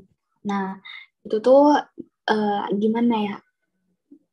Boleh nggak ceritain perjuangan masuk UGM dari Teteh? Soalnya kan itu merupakan satu universitas yang besar di Indonesia gitu. Terus kenapa juga milih UGM gitu? Nah, terus kita juga tahu kalau misalkan S2 tuh kan membutuhkan biaya yang cukup lumayan banyak gitu ya. Jadi Teteh menggunakan beasiswa atau enggak? Mungkin segitu pertanyaannya. Makasih. Oke, makasih juga Fatia. Nah, boleh Teh silahkan dijawab pertanyaan dari Fatia. Terima kasih Fatia. Fatia ini semester berapa ya Fatia? Dari semester 3 Teh. Oh iya, berarti sebelumnya kenal aku gak ya? Enggak ya berarti? Kenal Teh, kenal. Kenal. Iya, di Gen Bakat. Oh iya. Aduh, ini sekalian juga sebelum jawab pertanyaan pengen nyapa-nyapa teman-teman, mungkin adik-adik yang dulu pernah interaksi sama aku nih, kayak ada Anita masih ada nggak ya? Dia semester 5 ya. Ada Agung juga ya di sini, ada Rijal gitu ya, mungkin yang aku kenal gitu. Wah, kangen banget sama teman-teman nih sebenarnya. Mungkin bisa nanti ngobrol-ngobrol ya. Ini jadi ajang buat ketemu sapa sama teman-teman yang sebelumnya udah kan aku, sama juga kenalan sama teman-teman baru sih. Jadi nanti kita ngobrol-ngobrol aja ya. Tadi mengenai pertanyaan itu, jadi mungkin sekalian cerita soal postgraduate life gitu kan. Jadi setelah lulus itu sebenarnya emang sih lulus itu menjadi tujuan kita kan gitu, kayak ya tujuan kita kuliah kan pengen lulus, dan kayak kuliah lulus itu pasti bahagia banget gitu kan. Nah ternyata tapi faktanya pas lulus gitu ya, kita memang bahagia gitu ya, senang, lega gitu kan. Tapi ya kita dihadapkan dengan kehidupan baru lagi gitu, yang itu tuh ternyata lebih sulit daripada waktu kita menjalani S1 loh gitu. Kayak kita dihadapkan sama quarter life crisis gitu, sama sama sama ya kehidupan yang sesungguhnya lah ya gitu. Kayak kita udah lulus terus kita tiba-tiba bingung mau ngapain gitu, karena kan kita udah harus realistis gitu ketika udah lulus tuh. Waktu itu juga aku ada sampai di titik itu sih. Jadi dulu pas S1 kayak aku menggebu-gebu kan pengen lulus di awal tahun itu, karena aku pengen apply LPDP waktu itu, karena aku pengen lanjut. Tapi dulu itu sebenarnya dulu banget aku punya cita-cita pengen kuliah tuh ke New York University gitu. Mungkin di sini kalau ada teman-teman Dema, tapi kayaknya bukan Dema angkatan ini ya. Tapi dulu itu di laptop aku benar-benar terpampang gitu kalau aku pengen New York University. Jadi aku kan tadi seperti dibilang di awal, aku anaknya pemimpi banget ya. Jadi ketika aku punya mimpi, aku kayak nempel mimpi aku kayak di kamar, di laptop, segala macam gitu. Aku pengen banget kuliah ke New York University. Jadi intinya aku pengen S2. Sekalian juga disclaimer juga kenapa aku pengen S2 ya, bukan serta-merta kayak aku pengen ya S2 aja gitu, enggak sih. Tapi menurutku karirku dengan S2 itu bisa lebih dekat dengan karir gitu kan, gitu. Karena mungkin ketika lulus itu dihadapkan dengan kerja dulu apa ya dulu. Ada yang bilang katanya kerja dulu cari untuk nantinya jadi praktisi, jadi psikolog kayak gitu kan.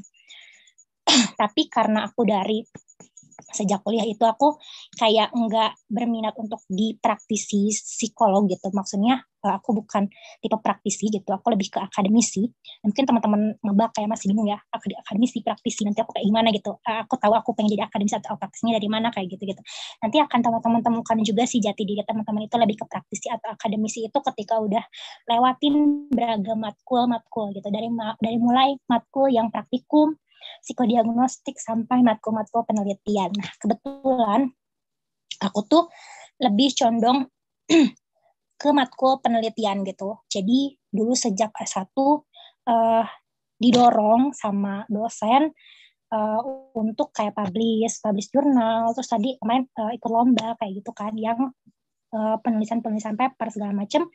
Ini tuh penelitian, terus juga terlibat juga penelitian ke sama dosen segala macam. Nah di situ aku kayak mulai kenal nih kalau ternyata aku lebih cocoknya jadi akademisi gitu, karena ketika aku praktikum aku ngerasa kayak kayaknya bukan aku banget gitu. Jadi di situ aku sadar kalau aku pengen jadi akademisi. Nah kalau kita misalkan ranahnya untuk jadi ini, mungkin bisa jadi informasi selain tadi UGM ini mungkin sedikit out ya, tapi ini bisa jadi bekal juga yang mungkin ini bisa jadi poin penting ya, terutama untuk teman-teman yang udah semester 5 ke atas gitu. Jadi ketika teman-teman mungkin pengen jadi praktisi nantinya psikolog gitu, terus kayak dihadapkan mending kerja dulu apa kuliah dulu, mungkin dari saran aku pribadi, dari pengalaman aku, mungkin yang lebih baik teman-teman bekerja dulu gitu, kayak cari dulu pengalaman praktik gitu ya. Praktiknya dalam hal kayak misalkan jadi HR kalau di PIO gitu, terus jadi asisten psikolog misalkan kalau di klinis, atau juga jadi tester segala macam gitu. Carilah pengalaman itu dulu, terus selanjutnya lanjut untuk kuliah psikolog gitu kan. Tapi untuk teman-teman yang mungkin dia merasa kalau aku kayaknya lebih jadi praktis, lebih jadi akademisi. Misalkan kayak seperti aku lebih suka penelitian, lebih suka ya ranah-ranah edukasi pendidikan kayak gitu. Bukan psikologi pendidikan ya maksudnya, tapi lebih ke akademik gitu ya. Nah itu baiknya sih kuliah dulu baru nanti cari pekerjaan yang memang di akademisi kayak gitu. Nah aku karena dulu aku ingin jadi akademisi, jadi seorang edukator, mungkin ininya jadi dosen ya. Kadang aku suka nulis-nulis, aku pengen jadi Prof Tasya gitu kan. Karena aku suka bermimpi ya. Jadi mohon maaf kalau agak halu di sini. Jadi aku sering-sering nulis Prof Tasya Agustia PhD kayak gitu kan. Nah aku punya mimpi itu gitu. Jadi sejak dulu aku pengen jadi akademisi. Nah jadilah aku langsung kan pengen S2 gitu. Jadi aku pengen ngejar, aku pengen dapat LPDP waktu itu. Tapi ternyata pas aku lulus itu realitanya ternyata LPDP-nya tuh mundur dan kayak nggak tahu kapan dibuka gitu. Sampai akhirnya kan dibuka, dan pas dibuka itu salahnya mungkin ini salah satu kesalahan juga. Aku nggak begitu banyak persiapan gitu. Artinya waktu aku sepanjang menunggu itu karena aku mikir kayak kayaknya nih dibukanya tuh nanti deh di pertengahan gitu kan, nggak bisa diperkirakan ya waktu itu karena pandemi kan dimundur-mundur terus dibukanya PDP. Jadi aku tuh apply kerja dulu gitu, terus aku melewatkan waktu belajar, kayak belajarnya tuh agak males gitu kalau udah lulus, karena aku kan belajar TOEFL segala macam gitu. Terus aku agak ternyata dibuka gitu loh, dan aku belum persiapan TOEFL-nya nggak matang gitu kan. Jadi alhasil di situ telat juga sih sertifikatnya, dan aku nggak bisa daftar di yang kemarin itu. Tapi sebelumnya karena aku tuh anaknya iseng gitu loh, iseng apply kerja, apply S2 gitu kan. Terus akhirnya keterima kan di UGM gitu. Nah sebenarnya nggak iseng-iseng juga sih, karena itu ada persiapannya. Jadi yang TOEFL itu aku pakai buat di daftar UGM dulu gitu, karena aku hitungannya kayak aku daftar UNEF dulu, nanti aku bisa daftar beasiswanya ketika udah diterima kayak gitu. Jadi aku kan melewatkan beasiswa PDP tuh kayak ya udah dilepas gitu. Itu nyesek juga sih karena aku telat juga keluar sertif sama syarat beberapa hal yang harus aku penuhinya gitu kan. Nah akhirnya aku daftar S2. Terus yang waktu daftar UGM ini persiapannya cukup matang juga gitu ya. Setelah melewatkan LPDP itu aku daftar UGM pertama kayak nyiapin proposal penelitian, karena aku kan bukan profesi ya teman-teman, mungkin disclaimer dulu. Jadi aku ambilnya science tapi lebih ke gitu di bidang tadi organizational change and development gitu. Jadi lebih ke PIO ya gitu. Cuman ini lebih ke bisa jadi konsultan organisasinya, lebih fokus ke organisasi bukan ke individunya gitu. Jadi aku ambil itu. Nah, aku siapin proposal penelitian, proposal tesis. Jadi harus udah nyiapin proposal tesis buat masuk UGM kalau sains ya. Terus juga selain itu TOEFL tadi, karena udah melewatkan LPDP, tapi ternyata TOEFL aku keluar gitu kan. TOEFL itu minimalnya 450 minimal skor buat masuk UGM. Terus juga selain TOEFL itu ada TPA, tes potensi akademik yang sertifikatnya itu dari Bappenas. Itu skornya minimal berapa ya? Nggak tahu 450 apa 500 gitu ya. Ya mungkin teman-teman bisa googling ya, standar segitu tuh besar atau kecil menurut teman-teman gitu. Tapi menurutku itu lumayan sih, harus belajar dulu gitu. Itu yang mungkin di highlight, bisa dipersiapkan dari sekarang gitu. Dan juga proposal study gitu. Ini mungkin di setiap kampus juga ada sih, mau ke dalam negeri atau luar negeri. Proposal study itu lebih kepada bukan proposal penelitian, tapi kayak kita mau jadi apa ke depannya, apa kontribusi kita buat Indonesia gitu ya, karena ditanyanya gitu ya, mau itu apply beasiswa atau apply UNIF kalau negeri gitu. Kalau PTN UGM UI biasanya ada sih, kayak kita harus tahu nih purpose kita tuh ke depan tuh mau jadi apa, kontribusi kita buat bangsa Indonesia ini apa. Terus juga selain itu juga karir path kita nanti itu gimana gitu, dan kita selama kuliah itu mau ngapain aja. Jadi di situ disampaikan gitu. Nah mungkin ini kalau bicarain ngebedah dalamnya kayak tadi proposal penelitian atau proposal study itu mungkin ada chapternya lagi ya gitu, pertemuannya lagi kalau misalkan bahas kayak ginian gitu. Jadi mungkin itu intinya aja yang harus dipersiapin untuk S2. Juga CV segala macam, CV sertif gitu sih. Tapi yang pada intinya harus disiapin itu teman-teman gitu kalau masuk S2. Terus pas tesnya gimana gitu waktu di UGM itu, waktu tesnya itu pertama tuh kayak kita dokumen kan, terus udah dokumen itu kita disuruh ngisi soal gitu TKD tes kemampuan dasar, jadi materi psikologi dari semester 1 sampai semester akhir di S1 itu diujikan. Terus selain TKD itu ada lagi tes kayak nulis esai on the spot di tempat, kayak kita disuruh nulis esai tentang corona kalau nggak salah PPKM kalau dulu ya pas aku. Nah, PPKM esai, terus itu tuh di tempat gitu, kayak kita dikasih waktu berapa menit 15 menit kalau nggak salah, sama satu lagi disuruh parafrase bahasa Inggris gitu. Pas aku masuk UGM tuh kayak gitu rules-nya. Terus pas aku dapet, soalnya aku ngira nggak akan dapat karena berasa ngasal gitu kan, karena udah kecewa duluan sebelumnya. Nah, aku keterima waktu itu alhamdulillah gitu, tapi bersamaan juga dengan aku keterima di tempat kerjaan yang aku impikan, karena aku kan iseng gitu kan, kayak apply dua-duanya gitu, kayak kerja terus ini. Dasar banget sumpah, jangan ditiru ya. Jadi teman-teman harus luruskan niatnya gitu. Mau kuliah, mau kerja. Tapi aku coba-coba gitu.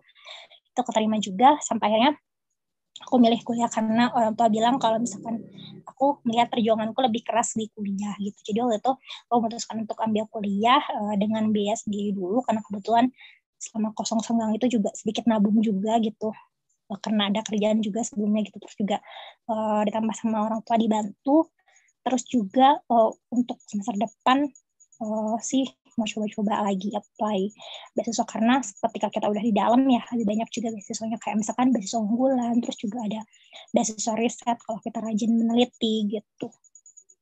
Karena kalau S2 kan ada kayak kita harus publikasi, kita bikin paper kayak gitu, jadi itu bisa jadi ladang untuk kita dapat beasiswa juga karena ada beasiswa untuk riset. Tapi kalau so far sekarang belum, masih semester 1 kan gitu. Jadi kemarin masih pakai biaya sendiri dulu gitu. Karena tadi aku pengen S2 dulu gitu, karena itu yang menunjangku. Gitu mungkin jawaban aku, Fatia. Mohon maaf kalau masih kurang-kurang. Oke, Teteh, makasih banyak atas jawabannya. Udah kebayang buat persiapan nanti gitu. Kalau misalkan teman-teman juga ada yang mau ikutin langkahnya Teh Tasya gitu. Udah ada bayangannya. Iya. Oke, sama. Oke, makasih Fatia buat pertanyaan. Jadi aku sedikit mengutip tadi, buat di UGM sendiri, hal-hal yang harus dipersiapkan mungkin dari tes TOEFL-nya minimal 450, terus ada TPA juga ya Teh tadi. Terus dari menyiapkan proposal penelitian, proposal tesis, CV, dan masih banyak lagi yang tadi Teh Tasya sempat sebutin. Nah, sebelum lanjut ke pertanyaan selanjutnya, boleh Teh dipersilakan buat minum dulu, break dulu, nanti kita sambil pilih nih orang siapa tadi yang mau bertanya. Boleh Teh, silahkan minum dulu. Oke.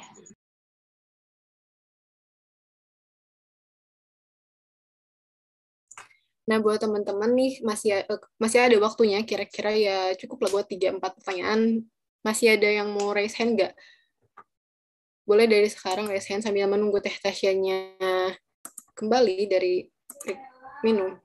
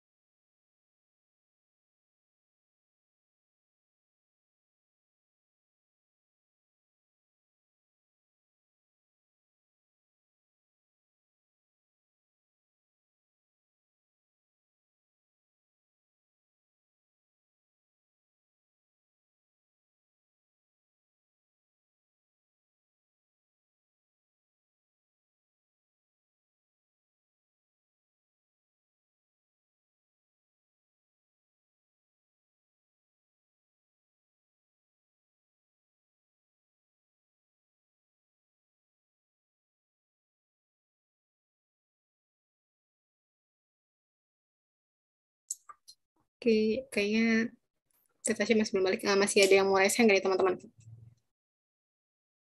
Atau ada yang mau ditanyain?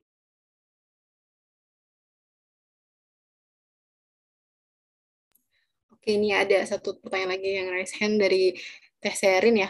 Nah, boleh Teteh silahkan mau bertanya apa? Oke, bismillahirrahmanirrahim. Sebelumnya suaranya udah jelas belum? Jelas tapi agak sedikit kresek-kresek Teh. Oke, sebelumnya minta maaf ya, soalnya emang laptopnya bermasalah, jadi mungkin akan mengganggu pendengaran gitu ya, sedikit. Izin bertanya nih ya Teh, mungkin ya Teh sampai detik ini udah banyak menemui pengalaman dan lain sebagainya gitu yang ya yang pengalamannya tentunya menarik nih. Jadi mendengar dari cerita Teteh gitu, tadi yang Teteh extrovert, terus punya pengalaman berorganisasi, terus feelingnya juga kebetulan sesuai sama ya diri Teteh gitu kan, yang senang organisasi, terus senang sosialisasi dan sebagainya. Terus tadi aku nyimak juga kalau Teteh tuh sudah mengenal dirinya gitu ya, dan sudah tahu nih apa kira-kira ke depannya gitu kan, apa mimpi Teteh dan sebagainya. Lalu kira-kira gimana nih Teh tips untuk mungkin banyak ya mahasiswa yang mungkin sorry to say mungkin IPK-nya gitu kurang, terus sehingga harus harus meninggalkan beberapa mata kuliah. Terus mungkin juga ada yang kupu-kupu gitu kan, tidak punya pengalaman berorganisasi, atau bahkan yang ya seperti mungkin aku gitu lebih mengenaskan gitu, masih bingung nih ntar ke depan kayak gimana, mau kuliah atau mau kerja gitu. Sedangkan kalau semangat mau kuliah belum siap untuk kuliah lagi gitu ya, dari segi biaya dan sebagainya. Terus mau kerja juga yang merasa ya belum punya skill, terus karena kupu-kupu tidak ada pengalaman juga gitu. Kira-kira gimana nih Teh? Mungkin Teh punya tips atau mungkin motivasi? Itu sih dari aku. Makasih Teh. Oke, makasih Teh Serin. Nah, tadi pertanyaannya Teh, tips untuk lebih mengenal diri mungkin ya dengan segala, mungkin tadi sebelumnya ada kekurangan IP-nya, kurang, terus SKS-nya mungkin nggak full diambilnya. Nah, boleh dong Teh. Silakan jawab. Aduh, sebenarnya sih di sini nggak ada yang lebih superior atau inferior, kayak misalnya IPK tinggi itu ya mungkin dianggapnya superior kayak gitu. Terus IPK rendah tuh IPK rendah lebih inferior gitu kan. Itu sebenarnya hal-hal yang mungkin stigma yang harus kita sudahi akhiri gitu. Sebenarnya teman-teman aku sendiri pun juga IPK-nya mungkin ya nggak sebesar teman-teman di sini yang lainnya juga sih gitu ya. Meskipun maksudnya teman-temanku di angkatanku itu banyak banget yang IPK-nya tuh besar-besar loh teman-teman gitu. Aku tuh cuman masih di sekitaran 3, mungkin buka-bukaan soal IPK gitu ya. Ya aku nggak besar-besar banget ya, aku juga 3,55 nggak salah ya, 3,55. Jadi itu bukan sesuatu yang besar banget sebenarnya, walaupun memang iya besar gitu ya. Kalau misalkan kita berkaca dari yang lebih rendah dari segi IPK gitu. Tapi teman-temanku tuh banyak loh di angkatanku yang IPK-nya sampai 3,7, 3,8 segala macam. Terus juga ada juga yang lulusnya udah lulus, ada juga yang belum lulus kayak gitu-gitu. Nah sebenarnya sih yang harus kita rubah itu tolak ukur kita tadi, menganggap seorang lebih superior sama inferior itu sih gitu ya. Karena tadi kupu-kupu misalkan, terus IPK-nya lebih rendah kayak gitu. Nah sebenarnya aku pernah bikin postingan gitu sih di IG. Jadi kayak promo IG ya, enggak sih. Jadi aku pernah ngerasa resah juga dengan kata-kata kalau misalnya kura-kura itu lebih baik daripada kupu-kupu gitu, atau IPK tinggi itu lebih baik daripada yang IPK rendah gitu. Nah aku sempat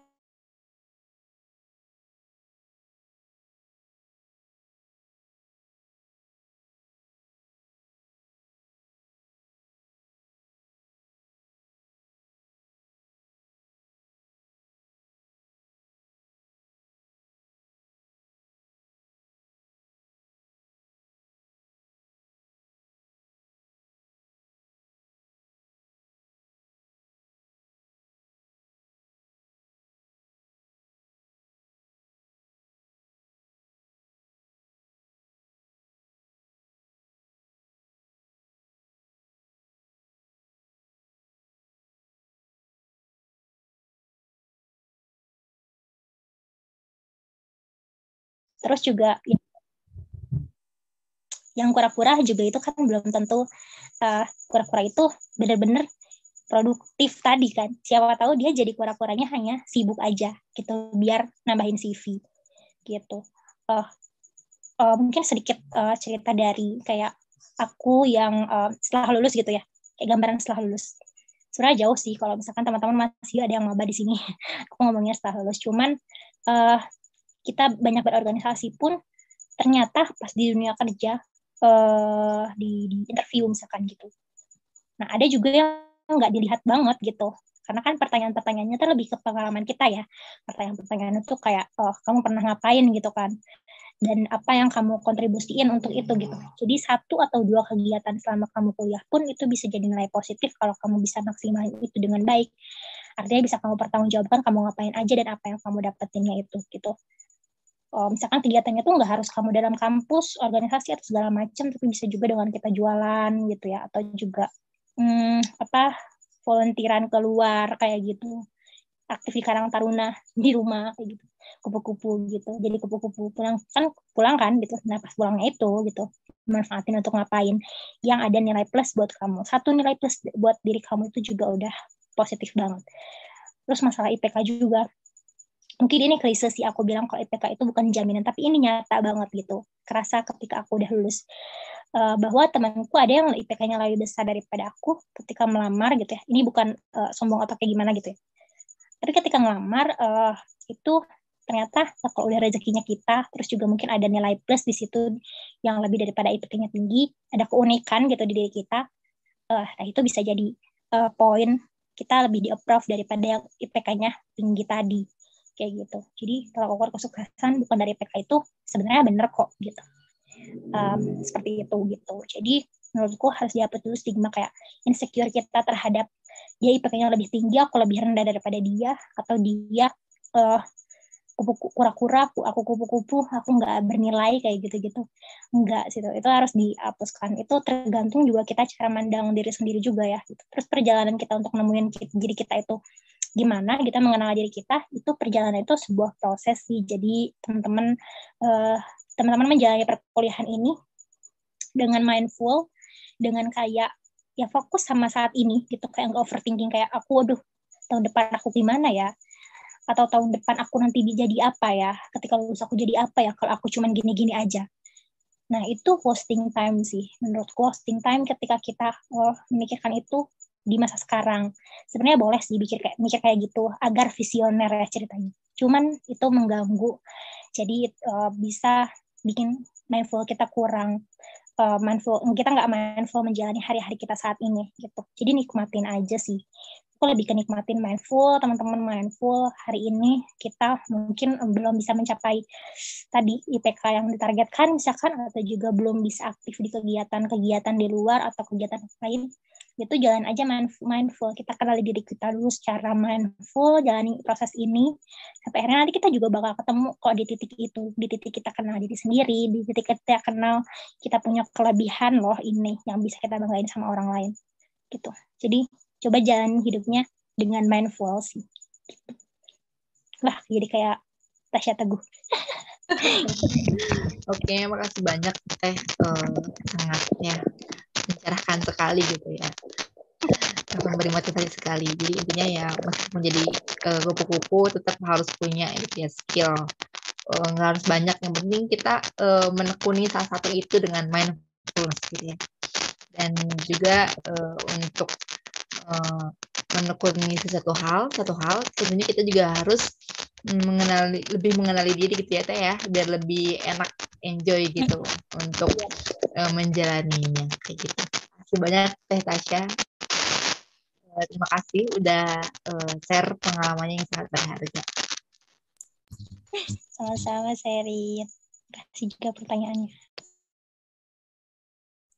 Oke, kalau tadi boleh sedikit mengutip dari Teh Tasya yang benar-benar menarik nih, kita untuk melawan overthinking dan ketakutan-ketakutan kita harus berusaha hadir di momen sekarang gitu. Karena juga ya kita tahu belum tentu juga tahun depan kita masih hidup kan, jadi ya to be present gitu. Kita coba melakukan yang terbaik di hari sekarang, mungkin besok punya planning nggak masalah, tapi kayaknya untuk planning 5 tahun ke depan itu bisa ditulis, bisa jadi cita-cita dan goals, cuma nggak untuk dijadikan overthinking, teman-teman. Nah, untuk mungkin ini jadi last question ya, aku juga udah dapat kumpulan pertanyaan dari registrasi. Ada satu pertanyaan yang menurut aku ini menarik ya, lebih ke akademis sih Teh sebenarnya. Nanggepin lanjutan dari IPK. Ada salah satu partisipan yang nanya kayak gini. Berbicara tentang prestasi akademik di kampus, saya mendapat kabar simpang siur mengenai pencapaian gelar cum laude. Apa benar jika kita dapat nilai C, terus kita ngambil semester pendek buat memperbaiki nilai itu, udah tidak ada lagi kesempatan untuk cum laude? Nah, boleh apa Teh Tasya udah punya gambaran sama pertanyaannya? Oke. Jadi ini kayak standar cum laude gitu ya, gimana gitu. Sebenarnya aku juga masih bingung ya kebijakan di fakultas kita tuh kayak gimana soal cum laude ini. Awalnya sih aku dapat juga selentingan kalau cum laude ini tuh tadi, jadi dia nggak ada dia nggak pernah ngulang matkul gitu. Artinya nilai C masih bisa cum laude sih gitu. Nah nggak ada ngulang matkul di semester pendek gitu. Maksudnya nggak ada KRS perbaikan lah intinya gitu. Jadi sempat ada yang bilang gitu. Cuman ternyata pada faktanya angkatanku ada yang dia dapat cum laude juga, tapi dia pernah ngulang C dari C ke B kalau nggak salah gitu. Jadi nilainya ada yang ngulang gitu. Tapi dia masih tetap cum laude gitu. Jadi pas angkatanku kayak gitu sih. Terus masalah nilai C sih sebenarnya aku juga ada nilai C loh teman-teman gitu. Berapa ya? 1 apa 2? Aku pernah mengalami nilai C waktu itu, zong banget sumpah, dosennya juga. Jadi random banget itu waktu itu dapat nilai C gitu. Dan aku kemarin tetap cum laude juga sih gitu. Jadi menurutku kayaknya asumsiku sebenarnya nggak ngaruh itu.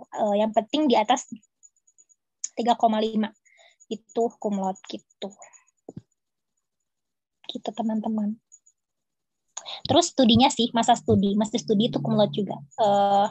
Kalau di atas 4 tahun, maksudnya 4 tahun lebih, itu nggak bisa. Tapi kalau 4 tahun kurang, itu cum laude gitu. Jadi dari masa studi sama IPK, kemungkinan dilihat. Dari masalah ngulang sama nilai C sih kayaknya enggak. Cuma nanti kembali lagi ke kebijakan saat kamu lulus nanti itu kayak gimana. Tapi pas angkatanku enggak. Oke, berarti tadi tuh itu masih kabar-kabar dan mungkin stigma yang beredar, tapi kenyataannya nggak kayak gitu. Karena tadi yang dilihat itu adalah dari masa studi sama nilai IPK-nya harus di atas 3,5. Nah, kalau boleh aku sedikit menyimpulkan nih dari sesi pertama sama sesi kedua, karena memang pertanyaan juga udah habis ya teman-teman, waktu juga udah mulai menunjukkan kita mau masuk ke akhir acara. Dari sesi pertama sama sesi kedua yang aku notice itu masalah tentang produktivitas dan stigma produktivitas yang udah jadi kayak mengeneralisir gitu, bahwa produktivitas itu harus banyak kegiatan yang harus kita ikuti gitu, harus banyak prestasi yang dihasilkan gitu, mungkin kuliahnya jadi lebih cepat, padahal yang tadi Teh Tasya sampaikan itu lebih ke proses ya teman-teman. Kita harus lebih kenal apa yang baik dan apa yang benar-benar bermanfaat buat kita. Nah, kalau gitu, sebelum masuk ke akhir acara, aku mau minta Teh Tasya untuk memberikan pesan-pesan atau closing statement-nya pada kita semua pada malam hari ini, yang mungkin itu akan jadi penutup sebelum dioper ke MC. Silahkan, Teh. Oke, closing statement ya. Apa ya, sebenarnya aku nggak punya kata-kata yang mutiara yang gimana yang bagus ya. Cuman pesan mungkin buat adik-adikku di sini untuk teman-teman yang semester 1 semester 1 ya berarti ya benar, soalnya ganjil. Semester 1, semester 3, semester 5, semester 7 ada nggak ya di sini? Nggak ada sih kayaknya. Semester 7, semester 5 lah ya paling tinggi. Itu kan kalian mungkin untuk menjalani perkuliahan itu nggak mudah ya, kayak misuh-misuh tuh hal yang wajar, misuh-misuh, ngeluh-ngeluh gitu kan. Ada praktikum, terus juga ada penelitian, itu jadi bikin kita itu penuh pikirannya gitu ya.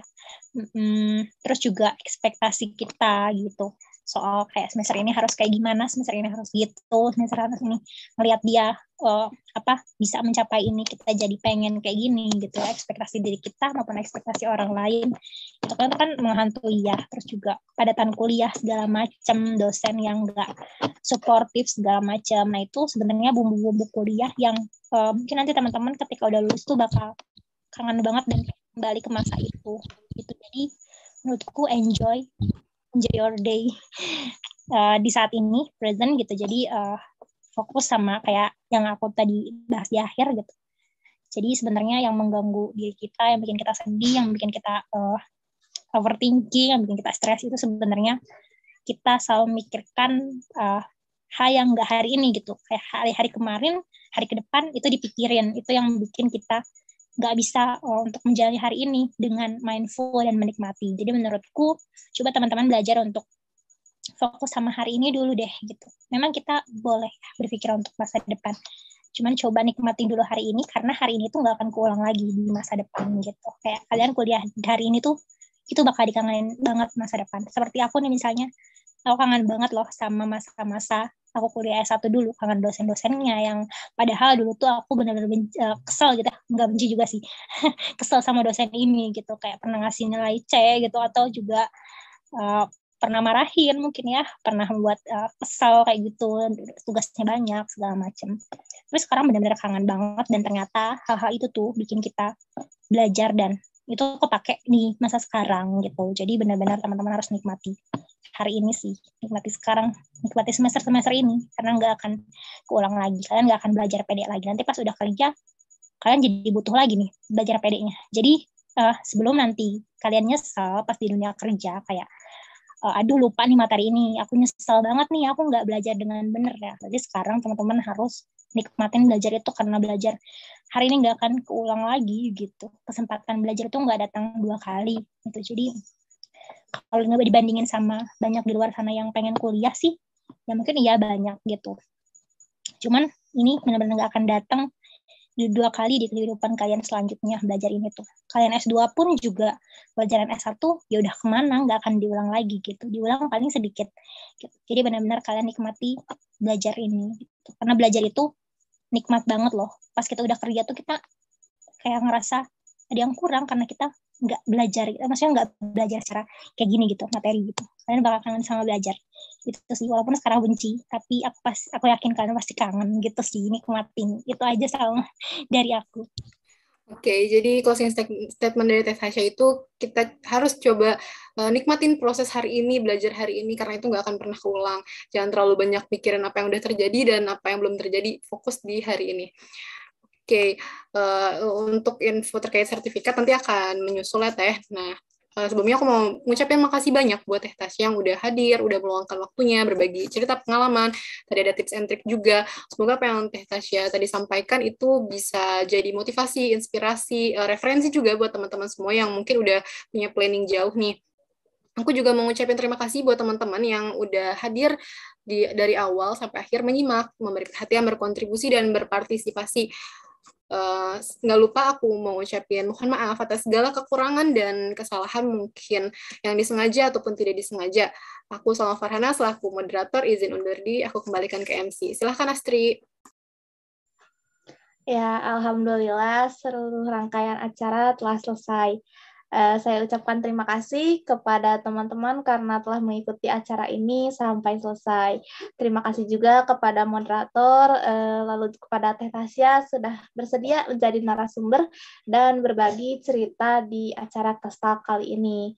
Serta tak lupa saya juga ucapkan terima kasih untuk teman-teman volunteer yang telah bekerja semaksimal mungkin untuk mempersiapkan dan melaksanakan acara Kestalk pada malam hari ini. Saya Astriani mewakili volunteer Maps khususnya pelaksana Kestalk. Memohon maaf apabila dalam acara malam hari ini masih ada kekurangan dan kekeliruan. Dan mungkin sebelum kita meninggalkan room virtual ini, seperti biasa ya, kita ada sesi dokumentasi dulu. Dan saya serahkan kepada tim Gomed untuk memimpin aba-aba dokumentasi kali ini. Dipersilakan kepada Gomed. Ya, oke. Di sini ada 3 slide ya. Slide pertama, yang belum On cam belum? Boleh on cam dulu.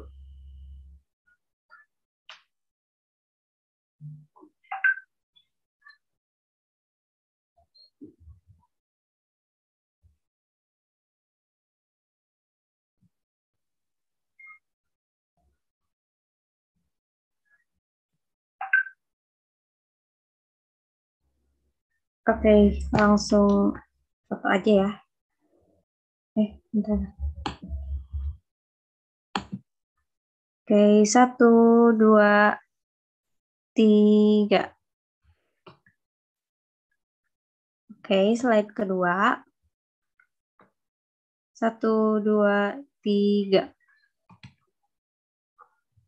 Slide 3. 1, 2, 3.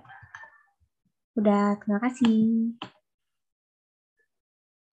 Oke, terima kasih pada Gomed yang sudah mendokumentasikan acara Kostak pada kali ini.